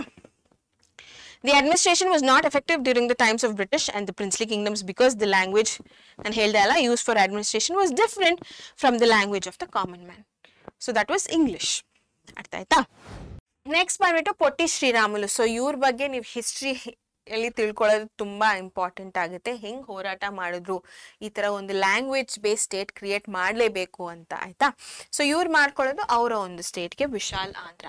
Okay, so in this backdrop, the desire for the linguistic formation of states was intense.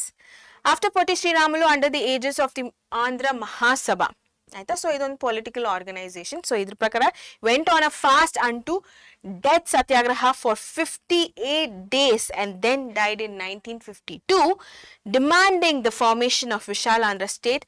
This demand became much more severe because he passed away. ಅಲ್ವಾ?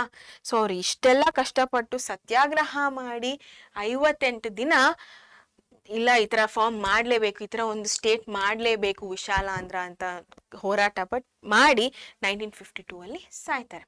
ಸೊ ಇವ್ರು ಸತ್ತಾದ್ಮೇಲೆ ಈ ವಯ ಇಷ್ಟೆಲ್ಲ ಮಾಡಿದಾರಲ್ಲ, ಆಕ್ಚುಲಿ ಇದು ಇಂಪಾರ್ಟೆಂಟ್ ಇರ್ಬೋದೇನೋ, ಈ ತರ ಮಾಡಿದ್ರೆ ಉಪಯೋಗ ಆಗುತ್ತೇನೋ ಅಂತ ಅವಾಗ ಎಲ್ಲರಿಗೂ ಫ್ಲಾಶ್ ಆಗುತ್ತೆ, ಆಯ್ತಾ? ಸೊ ಅವಾಗ it becomes much more severe. Okay, so State Reorganization Act 1956.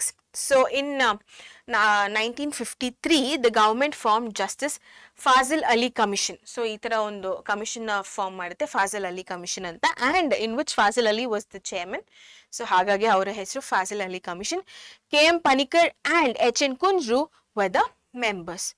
So in 1953 Andhra Pradesh became the first state to be formed based on language. ಕಾಣಿಸ್ತಾ ಇದೆಯಾ ಇಲ್ಲಿ?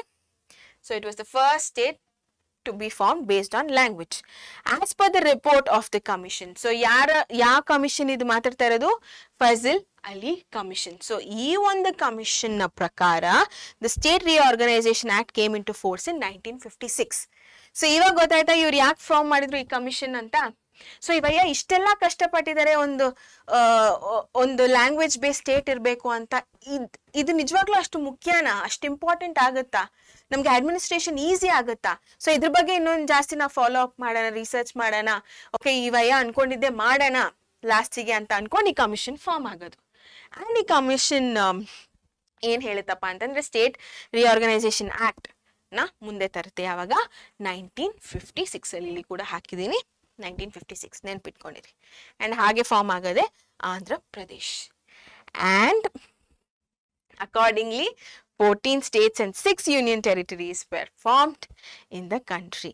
And ಈ ಒಂದು state linguistic state formation and ಈ ಒಂದು state reorganisation act ಪ್ರಕಾರ ಸರಿ ಈ ಥರ ಮಾಡೋದೇ ಕರೆಕ್ಟು ಅಂತ ಅನ್ಕೋತಾರೆ. ಆ್ಯಂಡ್ ಲಿಂಗ್ವಿಸ್ಟಿಕ್ ಡಿವಿಷನ್ಸ್ನ ಮಾಡ್ತಾರೆ. ಆ್ಯಂಡ್ ಅದ್ರ ಪ್ರಕಾರ ನಿಮಗೆ 14 ಸ್ಟೇಟ್ಸ್ ಹಾಗೂ 6 ಯೂನಿಯನ್ ಟೆರಿಟರೀಸ್ ಭಾರತದಲ್ಲಿ ಬರುತ್ತೆ. ನೋಡ್ಬೋದು ಇಲ್ಲಿ ನೀವು. ಸೊ ನಮ್ಮ ಕರ್ನಾಟಕಕ್ಕೆ ಮೈಸೂರು ಅಂತ ಇದೆ. ಸೊ ಮುಂಚೆ ಮೈಸೂರು ಸ್ಟೇಟ್ ಅಂತ ಕರಿತಾ ಇದ್ರು. ಸೊ ಈ ಥರ ಅರ್ಥ ಆಯ್ತಾ ಮಕ್ಕಳೇ? ಸೊ 14 ಸ್ಟೇಟ್ಸು ಹಾಗೂ 6 union territory. Right? Yes. So finally Potti Sriramulu ಅವ್ರು ಅನ್ಕೊಂಡಿದ್ದು ಅಷ್ಟೆಲ್ಲ ಕಷ್ಟಪಟ್ಟಿದ್ದು 58 ದಿನ ಏನು ತಿಂದಿರೋ ಹೋರಾಟ ಮಾಡಿದ್ದು ಎಲ್ಲಾನು ಸಕ್ಸಸ್ ಆಯ್ತು. ರೈಟ್? ಎಸ್. ಸೊ ಇವಾಗ ಕರ್ನಾಟಕದ ಬಗ್ಗೆ ನಮ್ಮ ಸ್ಟೇಟ್ ಸೊ ನಾವು ತಿಳ್ಕೊಳ್ಳೇಬೇಕು. 1973. So Kannada speaking areas had been scattered under different provinces. ಆಯ್ತಾ? ಸೊ ಸ್ವಲ್ಪ ಆಂಧ್ರ, ತಮಿಳ್ನಾಡು, ಮಹಾರಾಷ್ಟ್ರ, ಸೊ ಇಷ್ಟ ಸ್ವಲ್ಪ ಸ್ಕ್ಯಾಟರ್ ಆಗಿತ್ತು. ಕರೆಕ್ಟಾಗಿ ಇವಾಗ ಇದ್ದಂಗೆ ಇರಲಿಲ್ಲ. ಆಯ್ತಾ? ಸೊ ಎಲ್ಲಾನು ಒಟ್ಟಿಗೆ ತರಬೇಕಿತ್ತು ಇವಾಗ. Demanding that all these areas be brought together, a movement began under the leadership of all Karnataka state formation Parishad. ಇಲ್ಲ, ಈ ಸ್ಕ್ಯಾಟರ್ ಆಗಿ ಅಲ್ಲಲ್ಲಿ ಏನಿದೆ ಪ್ರದೇಶಗಳು ಕರ್ನಾಟಕದ್ದು ಅದೆಲ್ಲಾನು ಒಟ್ಟಿಗೆ ಬರಬೇಕು ಇವಾಗ ಅಂತ ಸ್ಟಾರ್ಟ್ ಮಾಡ್ತಾರೆ, ಮೂವ್ಮೆಂಟ್ನ ಸ್ಟಾರ್ಟ್ ಮಾಡ್ತಾರೆ. So finally on November 1st, 1956, the Mysore state was inaugurated. And ಅದನ್ನೇ ಇವತ್ತು ನಾವು ಕರ್ನಾಟಕ ಅಂತ ಹೇಳ್ತೀವಿ. ಆ್ಯಂಡ್ ಈ ಮರುನಾಮಕರಣ ಆಗಿದ್ದು 1973 ಅಲ್ಲಿ. ಅರ್ಥ ಆಯ್ತಾ? ಎಸ್. ಸೊ ಕರ್ನಾಟಕ ಅನ್ನೋ ಸ್ಟೇಟ್. ಸೊ ಇವಾಗ ನಾವು ಕರ್ನಾಟಕ ಅಂತ ಹೇಳ್ತೀವಿ. ಗೊತ್ತಾಯ್ತಾ? ಆವಾಗಲೇ ನಾನು ಮುಂಚಿನ ಸ್ಲೈಡಲ್ಲಿ ತೋರಿಸಿದಾಗ ಮೈಸೂರು ಅಂತ ಇತ್ತು. ಓಕೆ, ಅದು ಮರುನಾಮಕರಣ ಆಗಿ 1973 ಅಲ್ಲಿ ಕರ್ನಾಟಕ ಅನ್ನುವಂಥ ಹೆಸರು ಬರುತ್ತೆ. Right? Yes. So at present there are 28 states and 9 union territories in India. So ನಾನು ಫಾರ್ಮ್ ಮಾಡಬೇಕಾದ್ರೆ ಎಷ್ಟು ಸ್ಟೇಟ್ಸ್ ಇತ್ತು? 14 states, 6 union territories. ಬಟ್ ಇವಾಗ at present 2023 ಅಲ್ಲಿ 28 states and 9 union territories ಇದೆ. ರೈಟ್? ಎಸ್. ಎಸ್ ಮಕ್ಕಳೇ, ಸೊ ಇಲ್ಲಿಗೆ ಈ ಚಾಪ್ಟರ್ನ ಮುಗಿಸ್ತೀವಿ. ತುಂಬ ಈಸಿ ಇದೆ, ಅಷ್ಟೊಂದೇನು ಕಾಂಪ್ಲಿಕೇಟೆಡ್ ಮಾಡ್ಕೋಬೇಡಿ. ಕಾನ್ಸೆಪ್ಟ್ ಸ್ವಲ್ಪ ಹೊಸದಾಗ ಅನ್ಸ್ಬೋದು ನಿಮಗೆ. ಸೊ ಹಾಗಾಗಿ ನಾವು ಫ್ಲ್ಯಾಶ್ ಕಾರ್ಡ್ಸು ಹಾಗೂ ಇಮೇಜಸ್ ಇದೆಲ್ಲ ಹಾಕಿ ನಿಮಗೆ ಸ್ವಲ್ಪ ಈಸಿಯಾಗಿ ಮಾಡಿದ್ದೀವಿ. ಆ್ಯಂಡ್ ಪ್ರತಿ ಸರಿ ನೆನ್ಪಿಟ್ಕೊಳ್ಳಿ, ಈ ಯೆಲ್ಲೋ ಪಾಯಿಂಟ್ಸ್ ಏನಿದೆ ಅದು highlighted points, main points. So ಅದಕ್ಕೆ ನೀವು ಜಾಸ್ತಿ ಗಮನ ಕೊಡ್ತಾ ಹೋಗಿ. ಆಯಿತಾ? ಸೊ ಬೇಗ ಬೇಗ ರೀಕಾಲ್ ಮಾಡ್ಕೊಂಬಿಡೋಣ.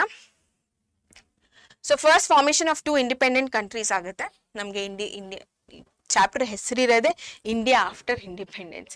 ಸೊ ಪಾಕಿಸ್ತಾನ್ ಹಾಗೂ ಇಂಡಿಯಾ ಅನ್ನೋ ಒಂದು 2 ಕಂಟ್ರೀಸ್ ಫಾರ್ಮ್ ಆಗುತ್ತೆ. So based on what? Report of Lord Mountbatten. ಅವರು ನಮ್ಮ ಲಾಸ್ಟ್ ಗವರ್ನರ್ ಜನರಲ್ ಆಗಿರ್ತಾರೆ. ಸೊ ಇವರು ಈ ರಿಪೋರ್ಟ್ ಪಾಸ್ ಮಾಡೋದು 3rd of June 1947. ಬಟ್ ನಮಗೆ ಇಂಡಿಪೆಂಡೆನ್ಸ್ ಸಿಕ್ಕೋದು 15th August. ಸೊ ಅದಕ್ಕಿಂತ ಮುಂಚೆನೆ ರಿಪೋರ್ಟ್ ಅನ್ನೋದು ಪಾಸ್ ಆಗಿರುತ್ತೆ. So India and Pakistan 2 countries. ಇದು ಹೇಗೆ ಫಾರ್ಮ್ ಆಗುತ್ತೆ? ಇನ್ನೊಂದು ಪಾಯಿಂಟ್ ಏನಪ್ಪಾ ಅಂತಂದ್ರೆ divide and rule policy. So ಇಲ್ಲಿ ಬೀಜ ಹಾಕೋದು ಬ್ರಿಟಿಷ್ ಅವರು. ಆಯ್ತಾ? ಸೊ ಈ ಧರ್ಮ ಅನ್ನೋದು ಏನೋ ಜಾಸ್ತಿ ಪ್ರಾಮಿನೆಂಟ್ ಆಗಬೇಕು ಪ್ರತಿಯೊಬ್ಬರಿಗೂ ಅಂತ ಅದನ್ನ ತರ್ತಾರೆ. So divide and rule policy ಆಗುತ್ತೆ. ಸೊ ಹಿಂದೂಸ್ ಆ್ಯಂಡ್ ಮುಸ್ಲಿಮ್ಸ್ ಅನ್ನೋ ಒಂದು ಭೇದ ಭಾವ ಬರುತ್ತೆ ಆ್ಯಂಡ್ ಡಿಫ್ರೆಂಟ್ ಕಂಟ್ರೀಸ್ ಫಾರ್ಮ್ ಆಗುತ್ತೆ. ಸೊ ಇಷ್ಟೆಲ್ಲ ಆಯಿತು. ಸರಿ, 2 ಕಂಟ್ರೀಸ್ ಫಾರ್ಮ್ ಆಯಿತು, ಇಂಡಿಪೆಂಡೆನ್ಸ್ ಸಿಕ್ತು, 2 ಕಂಟ್ರೀಸ್ ಫಾರ್ಮ್ ಆಯಿತು. ಬಟ್ ಅದ್ರ ಇಂಡಿಪೆಂಡೆನ್ಸ್ ಜೊತೆಗೆ ಬಾಲದ ಥರ ಬಂದಿದ್ದು ಅಥವಾ ಬೆನ್ನಿಗೆ ಹತ್ತಿದ ಬೇತಾಳ ಥರ ಬಂದಿದ್ದು ಪ್ರಾಬ್ಲಮ್ಸ್ ಮಕ್ಕಳೇ. ಆಯಿತಾ? ಸೊ ಆ ಪ್ರಾಬ್ಲಮ್ಸ್ ಏನೇನು ಅಂತ ನಾವು ಇನ್ ಡೀಟೇಲಾಗಿ ಕಲ್ತಿದ್ದೀವಿ. So problems of refugees. ಆಯಿತಾ? ಸೊ ವಲಸಿ ಬಂದವ್ರನ್ನ ನೋಡ್ಕೊಳ್ಳೋದು ತುಂಬ ಕಷ್ಟ ಆಯಿತು. ಕಮ್ಯುನಲ್ ರೈಟ್ಸ್ ಅನ್ನೋದು ಸ್ಟಾರ್ಟ್ ಆಯಿತು. ಲಿಟ್ರಲಿ ಟ್ರೈನ್ಸಲ್ಲಿ ಡೆಡ್ ಬಾಡೀಸ್ನ ಕಳಿಸ್ತಾ ಇದ್ರಂತೆ. ಅರ್ಥ ಆಗ್ತದೆ? ಸೊ ಪಾಕಿಸ್ತಾನಿಂದ ಇಂಡಿಯಾಗೆ, ಇಂಡಿಯಾಗಿಂದ ಪಾಕಿಸ್ತಾನ್ಗೆ. ಸೊ ಅಷ್ಟೊಂದು ಕ್ರೂರತ್ವದಿಂದ ತುಂಬಿತ್ತು ಕಮ್ಯುನಲ್ ರೈಟ್ಸ್ ಇನಿಷಿಯಲಿ. ಆಯಿತಾ? Formation of the government. So ಇಂಡಿಯಾಗೆ ಗವರ್ಮೆಂಟ್ ನೀವು ನೋಡ್ಬೋದು, ಪೀಪಲ್ ಯಾರ್ಯಾರು ಇನ್ವಾಲ್ವ್ ಆಗಿದ್ದಾರೆ ಆ್ಯಂಡ್ ಏನೇನು ಪಾಲಿಸೀಸ್ ಮಾಡಿದ್ರು, ಏನೇನು ಐಡಿಯಾಲಜೀಸ್ ಇತ್ತು. ಸೊ ಇದೆಲ್ಲ ನೋಡಿದ್ದೀರಾ ಅದ್ರ ಕೆಳಗಡೆ. Integration of various provinces. So ಇದರಲ್ಲಿ ನೀವು ಮೇನಾಗಿ ಓದಿದ್ದು ಜುನಾಗಢ್, ಹೈದ್ರಾಬಾದ್ ಹಾಗೂ ಹಾಗೂ ಜಮ್ಮು ಆ್ಯಂಡ್ ಕಾಶ್ಮೀರ್. ಆಮೇಲೆ ಬರೋ ಅಂಥದ್ದು ಪಾಂಡಿಚೇರಿ ಆ್ಯಂಡ್ ಗೋವಾ. ಆಯಿತಾ ಮಕ್ಕಳೇ? Failure to produce food. So ಇಷ್ಟು ಜನ ವಲಸೆ ಬಂದಾಗ ಒಂದು ಬೇಸಿಕ್ ಶೆಲ್ಟರ್ ಆಗಿರ್ಬೋದು, ಊಟ ಆಗಿರ್ಬೋದು, ಹೆಲ್ತ್ ಕೇರ್ ಆಗಿರ್ಬೋದು, ಇದೇನು ಕೊಡೋಕ್ಕಾಗಲಿಲ್ಲ ಗೌರ್ಮೆಂಟ್ಗೆ. ಬಿಕಾಸ್ ಆಗ್ತಾನೆ ಫಾರ್ಮ್ ಆಗಿರೋಂಥ ಗೌರ್ಮೆಂಟ್, ಯಂಗ್ ಗೌರ್ಮೆಂಟ್, ಅವ್ರಿಗೂ ಏನು ಮಾಡಬೇಕು ಅನ್ನೋದು ಏನು ತೋರಿಸ್ಲಿಲ್ಲ ಅವರಿಗೆ, ಆಯಿತಾ. ಸೊ ಅಲ್ಲಿ ಫೇಲ್ಯೂರ್ ಆಯಿತು. ಡೆವಲಪ್ಮೆಂಟ್ ಆಫ್ ಅಗ್ರಿಕಲ್ಚರ್ ಹಾಗೂ ಗ್ರೋತ್ ಆಫ್ ಇಂಡಸ್ಟ್ರೀಸ್ಗೆ ಪ್ರಾಮುಖ್ಯತೆ ಜಾಸ್ತಿ ಕೊಡ್ತಾ ಹೋದ್ರು, ಆಯಿತಾ. So ನಾನು ಹೇಳಿದೆ worst problem. So this was one of the worst problem, the burden of providing basic necessities and rehabilitation. So rehabilitation ಅಂತಂದ್ರೆ ಬೇರೆ ಕಡೆಯಿಂದ ಅಂದ್ರೆ ಒಂದ್ ಕಡೆಯಿಂದ ಇನ್ನೊಂದ್ ಕಡೆಗೆ ಹೋದವ್ರಿಗೆ ಹೇಗೆ ನೋಡ್ಕೊಳ್ಳೋದು ಅಂತ. ಸೊ ಅದು ಪ್ರಾಬ್ಲಮ್ ಆಯಿತು. Communal rights, British grew hatred of Hindus and Muslims. Links of religious harmony weakened, leading to untold suffering. ಆಯ್ತಾ. And formation of government, Mountbatten continued as a governor. Last governor general ಆಗಿರ್ತಾರೆ Jawaharlal Nehru. So ಇದೆ ನಾನು people involve ಹೇಳಿದ್ದು. Jawaharlal Nehru first prime minister ಆಗ್ತಾರೆ. And ಸಂವಿಧಾನ ಕಾನ್ಸ್ಟಿಟ್ಯೂಷನ್ಗೆ chairman ಆಗಿದ್ದಂಥವರು doctor BR Ambedkar. And first president ಆಗೋರು ಬಾಪು ರಾಜೇಂದ್ರ ಪ್ರಸಾದ್, ಆಯಿತಾ. ಸೊ ಇದು people involve. And political ideologies, ಆಯಿತಾ. So 26th January republic day ಆಗಿ ನಾವು ಸೆಲೆಬ್ರೇಟ್ ಮಾಡ್ತೀವಿ ಏನಿವಾಗ. ಸೊ ಅದು 1950. India is a sovereign, democratic ಹಾಗೂ ರಿಪಬ್ಲಿಕ್, ಆಯ್ತಾ. ಆ್ಯಂಡ್ 42nd ಅಮೆಂಡ್ಮೆಂಟ್ ಅಲ್ಲಿ ಇನ್ನ 2 ವರ್ಡ್ಸ್ನ ಸೇರಿಸ್ತಾರೆ, ಇನ್ನ 2 ಫ್ರೇಸಸ್ನ ಸೇರಿಸ್ತಾರೆ, ಸೆಕ್ಯುಲರ್ ಹಾಗೂ ಸೋಷಿಯಲಿಸ್ಟ್ ಅಂತ. ಸೊ ಇವಾಗ ಭಾರತ ಅಂದಿದ ತಕ್ಷಣ it is a sovereign, democratic, republic, secular and a socialist country ಅಂತ, right. And Indian non alignment foreign ಪಾಲಿಸಿನ ಸೈನ್ ಮಾಡ್ತಾರೆ after 2 World Wars. And parliamentary democracy. Parliamentary democracy ಏನಪ್ಪ ಅಂತಂದರೆ ಅಂದರೆ ಲೀಡರ್ಸ್ ಯಾರು ಇರ್ತಾರೆ ಅವ್ರು ಏನು ಹೇಳ್ತಾರೋ ಅದ್ರ ಮೇಲೆ ನಡೆಯುತ್ತೆ ದೇಶ ಅನ್ನೋದು. That is parliamentary democracy. And ಇದು political ideologies, right. So integration of provinces, totally 562 province ಇತ್ತು. ಸೊ ಇಷ್ಟನ್ನ ಇವರು ಕಡಿಮೆ ಮಾಡಬೇಕಿತ್ತು. ಸೊ 562ನ 14 ಸ್ಟೇಟ್ಸ್ ಆಗಿ 6 ಯೂನಿಯನ್ ಟೆರಿಟರೀಸ್ ಆಗಿ ಮಾಡಬೇಕಿತ್ತು. ಸೊ 3 ಆಪ್ಷನ್ ಕೊಡ್ತಾರೆ ಯಾರು, ಬ್ರಿಟಿಷ್ ಅವರು. ಸೊ ಆ 3 ಆಪ್ಷನ್ಸ್ ಏನಪ್ಪಾ ಅಂತಂದ್ರೆ ಇಂಡಿಯಾಗೆ ಜಾಯ್ನ್ ಆಗ್ಬೋದು, ಪಾಕಿಸ್ತಾನ್ಗೆ ಜಾಯ್ನ್ ಆಗ್ಬೋದು, ಅಥವಾ ಇಂಡಿಪೆಂಡೆಂಟ್ ಆಗಿ ಇರ್ಬೋದು ಅಂತ. ಇದು 3 ಆಪ್ಷನ್ಸ್. ಸೊ ಅವಾಗ ಇಂಡಿಯಾ ಒಂದು ಇಂಟಿಗ್ರೇಷನ್ ಆ್ಯಕ್ಟ್ನ ಹೇಳುತ್ತೆ 1947. ಏನಪ್ಪ ಅಂತಂದರೆ ಎಲ್ಲರೂ ನಮ್ಮ ಎಲ್ಲ ಪ್ರಾವಿನ್ಸಸ್ಸು, ಈ 562 ಪ್ರಾವಿನ್ಸಸ್ ಏನಿದೆ ನಮಗೆ ಜಾಯ್ನ್ ಆಗ್ಬೋದು ಅಂತ ಹೇಳುತ್ತೆ. ಬಟ್ ಕೆಲವೊಂದು ಸ್ಟೇಟ್ಸು ಅಪೋಸ್ ಮಾಡುತ್ತೆ. ಇಲ್ಲ, ಎಲ್ಲರೂ ಆ್ಯಕ್ಚುಲಿ ಜಾಯ್ನ್ ಆಗೋದಿಲ್ಲ, ಕೆಲವೊಂದು ಸ್ಟೇಟ್ಸ್ ಅಪೋಸ್ ಮಾಡುತ್ತೆ.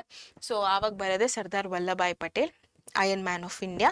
ಸೊ ಅವರು ಮ್ಯಾಕ್ಸಿಮಮ್ ಟ್ರೈ ಮಾಡ್ತಾರೆ ಎಲ್ಲಾನು ಇಂಡಿಯಾಗೆ ಸೇರ್ಪಡೆ ಆಗೋದಕ್ಕೆ. So it's a very huge task ಅವ್ರು ಮಾಡೋವಂಥದ್ದು.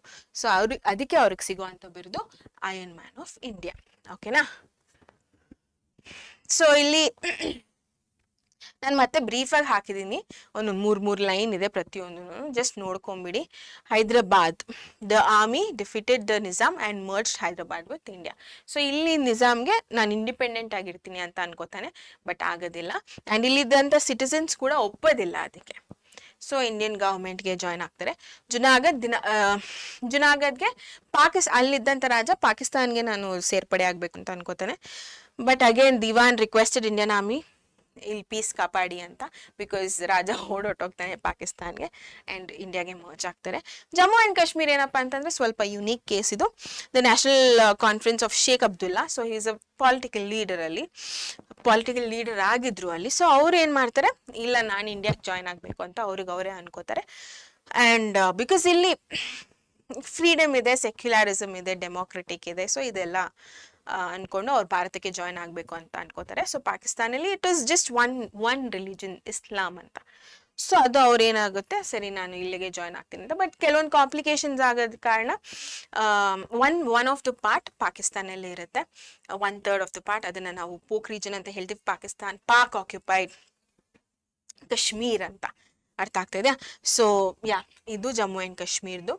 ಆ್ಯಂಡ್ ಪಾಂಡಿಚೇರಿ, ಸೊ ಪಾಂಡಿಚೇರಿ ಅಂದಿದ ತಕ್ಷಣ ನಿಮ್ಗೆ ನೆನಪಾಗಬೇಕಾಗಿರೋದು ಫ್ರೆಂಚ್, ಆ್ಯಂಡ್ ಗೋವಾ ಅಂದಿದ ತಕ್ಷಣ ನಿಮ್ಗೆ ನೆನಪಾಗಬೇಕಾಗಿರೋದು ಪೋರ್ಚುಗೀಸ್, ಆಯಿತಾ. So in 1954 join India, declared a union territory in 1963, and Goa first came, last gone. So 1961 the Indian army intervened and merged it with India, remained a union territory till 1987, and later it will become a state.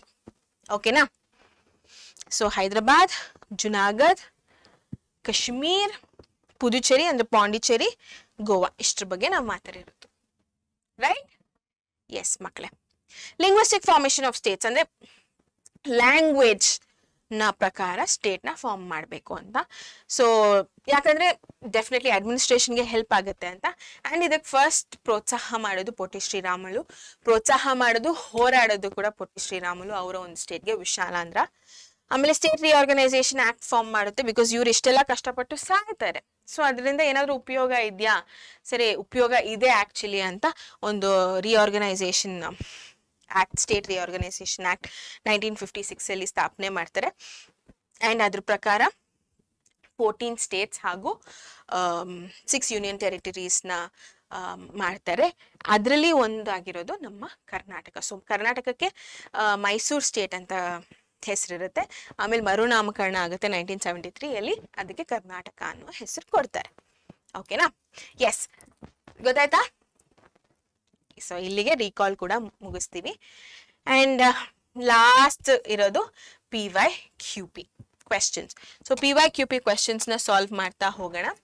The first president of India was, who was the first president of India? And yes, so ನಿಮ್ ಕೇಳಿರೋಂಥ quiz ಕ್ವೆಶನ್ಸ್ಗೆ ಕೂಡ ಇಲ್ಲಿ answer ಸಿಗುತ್ತೆ. So correct answer ಹೇಳಿದ್ರೆ ನಿಮ್ಗೆ ಚಪ್ಪಾಳೆ. So ಬೇಗ ಬೇಗ ಕಮೆಂಟ್ ಮಾಡಿ ಬೇಗ. ಫಸ್ಟ್ ಪ್ರೆಸಿಡೆಂಟ್ ನಾನು ಕೇಳ್ತಾ ಇರೋದು. ಸೊ ಇದು ಬಂದ್ಬಿಟ್ಟು ನೀವು peoples involved, formation of government peoples involved ಅಂತ ನಾನು ಒಂದು ಕಾರ್ಡ್ ಹಾಕಿದ್ದೆ. ಸೊ ಅದರಲ್ಲಿದೆ, ಇಫ್ ಯು ರಿಮೆಂಬರ್. ಸೊ ಇದು ಕೇಳಿರೋದು 1 ಮಾರ್ಕ್ಗೆ ಏಪ್ರಿಲ್ 2017 ಅಲ್ಲಿ ಹಾಗೂ ಏಪ್ರಿಲ್ 2022 ಅಲ್ಲಿ. ನರೇಂದ್ರ ಮೋದಿ ಅವ್ರು ಇವಾಗ ಪ್ರೈಮ್ ಮಿನಿಸ್ಟರ್ ಆದಂಥವ್ರು. ಡಾಕ್ಟರ್ APJ ಅಬ್ದುಲ್ ಕಲಾಂ ಅವ್ರು ಪ್ರೆಸಿಡೆಂಟ್ ಆಗಿದ್ರು, ಬಟ್ ಫಸ್ಟ್ ಅಂತೂ ಅಲ್ಲ. ಡಾಕ್ಟರ್ ರಾಜೇಂದ್ರ ಪ್ರಸಾದ್, ಎಲ್ಲೋ ನನಗೆ ಸುಮ್ಮನೆ ಒಂದೆರಡು ಡಾಟ್ ಹಾಕೋಣ ನೋಡೋಣ, ನಂಗೆ ಇದು ಅಂತ ಅನ್ನಿಸ್ತಾ ಇದೆ.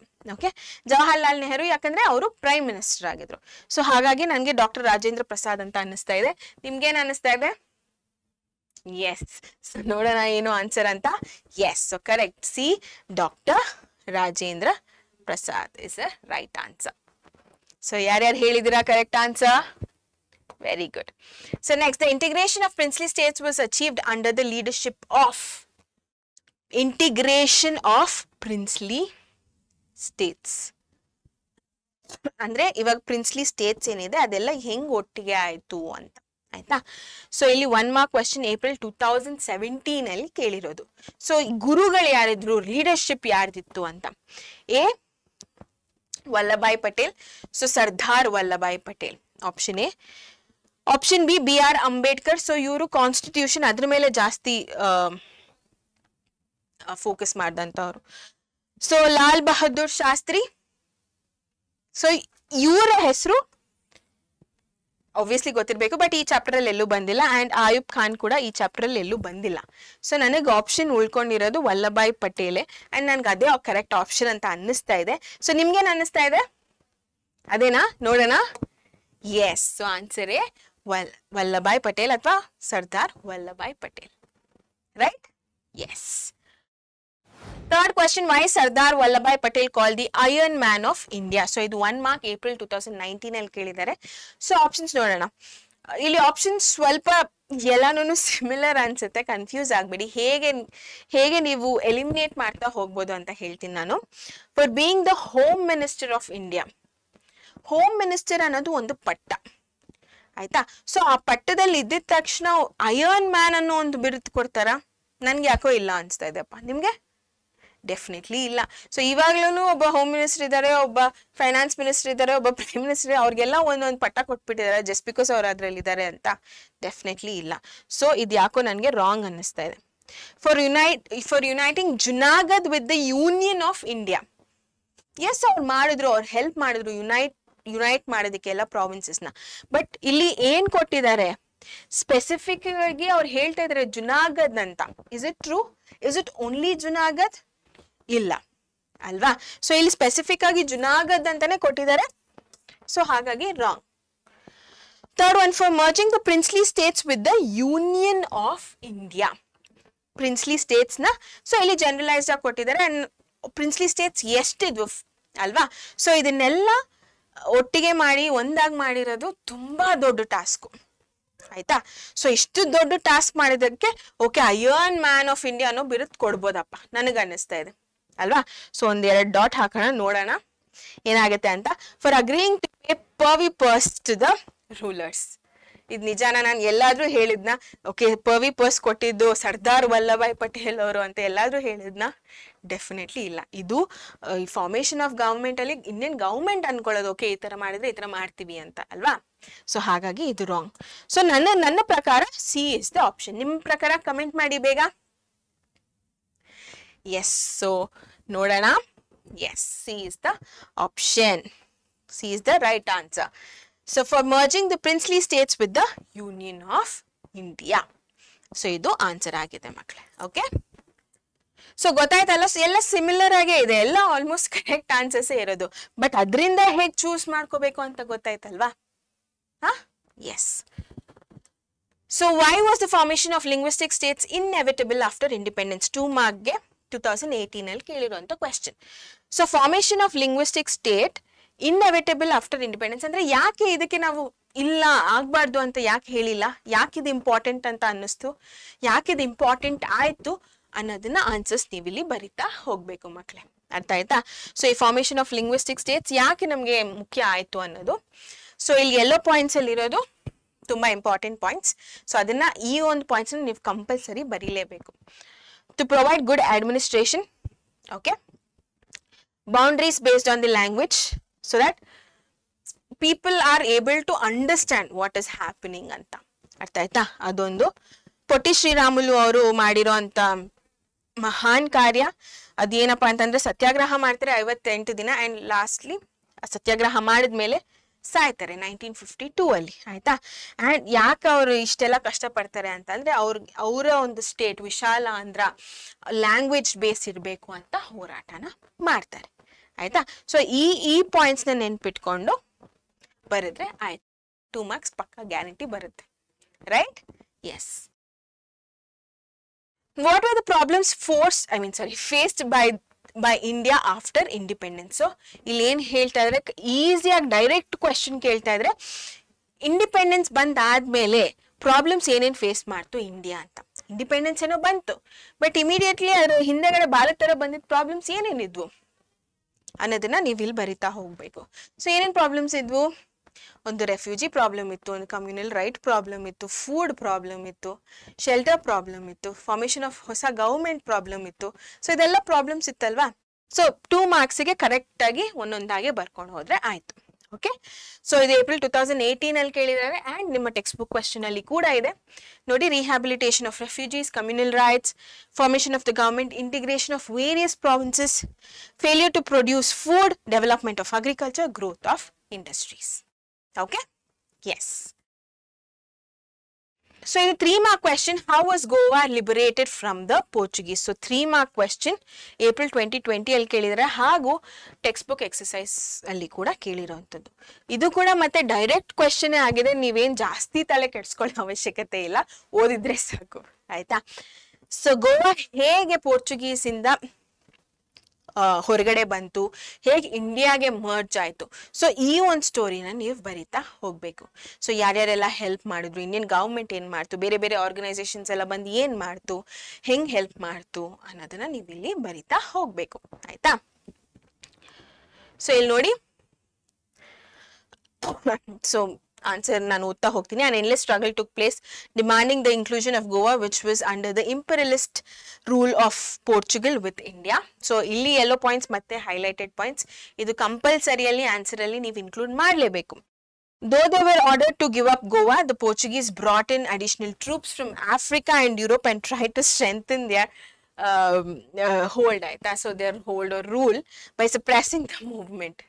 ಆಮೇಲೆ ಏನಾಗುತ್ತೆ, 1955 satyagrahis from different parts of India gathered in Goa and began a liberal movement demanding that the imperialist quit Goa. In 1961 the Indian army intervened and took Goa under its control. So ಇಸ್ವಿ ಕೂಡ ತುಂಬಾ ಅಂದ್ರೆ ತುಂಬಾ ಇಂಪಾರ್ಟೆಂಟ್ ಆಗುತ್ತೆ. ನಾನು ಹೇಳ್ದೆ ಅಲ್ಲ, ಹೇಗ್ ತಗೋತಾರೆ, ಗೋವಾ ಹೇಗ್ ಕಷ್ಟ ಪಡುತ್ತೆ ಅಂದ್ರೆ, ಲೈಕ್ ಇಲ್ಲ ನಾನು ಬಿಡೋದಿಲ್ಲ ಭಾರತನ ಎಸ್ಪೆಷಲಿ ನನ್ನ ಒಂದು ಜಾಗ ಅನ್ಕೊಂಡಿರೋ ಗೋವಾನ ನಾನು ಬಿಡೋದಿಲ್ಲ ಅಂತ ಅನ್ಕೊಳ್ಳುತ್ತೆ. ಅದಕ್ಕೋಸ್ಕರ ಆಫ್ರಿಕಾದಿಂದ ಯುರೋಪಿಂದ ಎಲ್ಲಾನು ಟ್ರೂಪ್ಸ್ ಬರುತ್ತೆ. ಸೊ ಭಾರತ ಇಂಡಿಯನ್ ಗವರ್ಮೆಂಟ್ ಜೊತೆ ಹೋರಾಟ ಮಾಡೋದಕ್ಕೆ. ಬಟ್ ಇಲ್ಲಿದ್ದಂಥ ಬೇರೆ ಬೇರೆ ಸತ್ಯಾಗ್ರಹೀಸ್, ಬೇರೆ ಬೇರೆ ಆರ್ಗನೈಸೇಷನ್ಸ್ ಅವರೆಲ್ಲ ಬಂದು ಏನ್ ಮಾಡ್ತಾರಪ್ಪ ಅಂತಂದ್ರೆ ಗೋವಾನ ಬಿಡುಗಡೆ ಮಾಡ್ಕೋತಾರೆ ಅಂಡ್ ಇಂಡಿಯಾಗೆ ಸೇರ್ಪಡೆ ಮಾಡ್ತಾರೆ. ಆಯ್ತಾ? ಎಸ್. ಸೊ ಇಷ್ಟು ಬರೀತಾ ಹೋಗ್ಬೇಕು. ನೆಕ್ಸ್ಟ್ ಒನ್, ಸೊ ಇದು ಕೂಡ 3 ಮಾರ್ಕ್ ಕ್ವೆಶ್ಚನ್, ಜೂನ್ 2015 ಅಲ್ಲಿ ಕೇಳಿರುವಂಥದ್ದು. Discuss the merger of Hyderabad with the Indian union.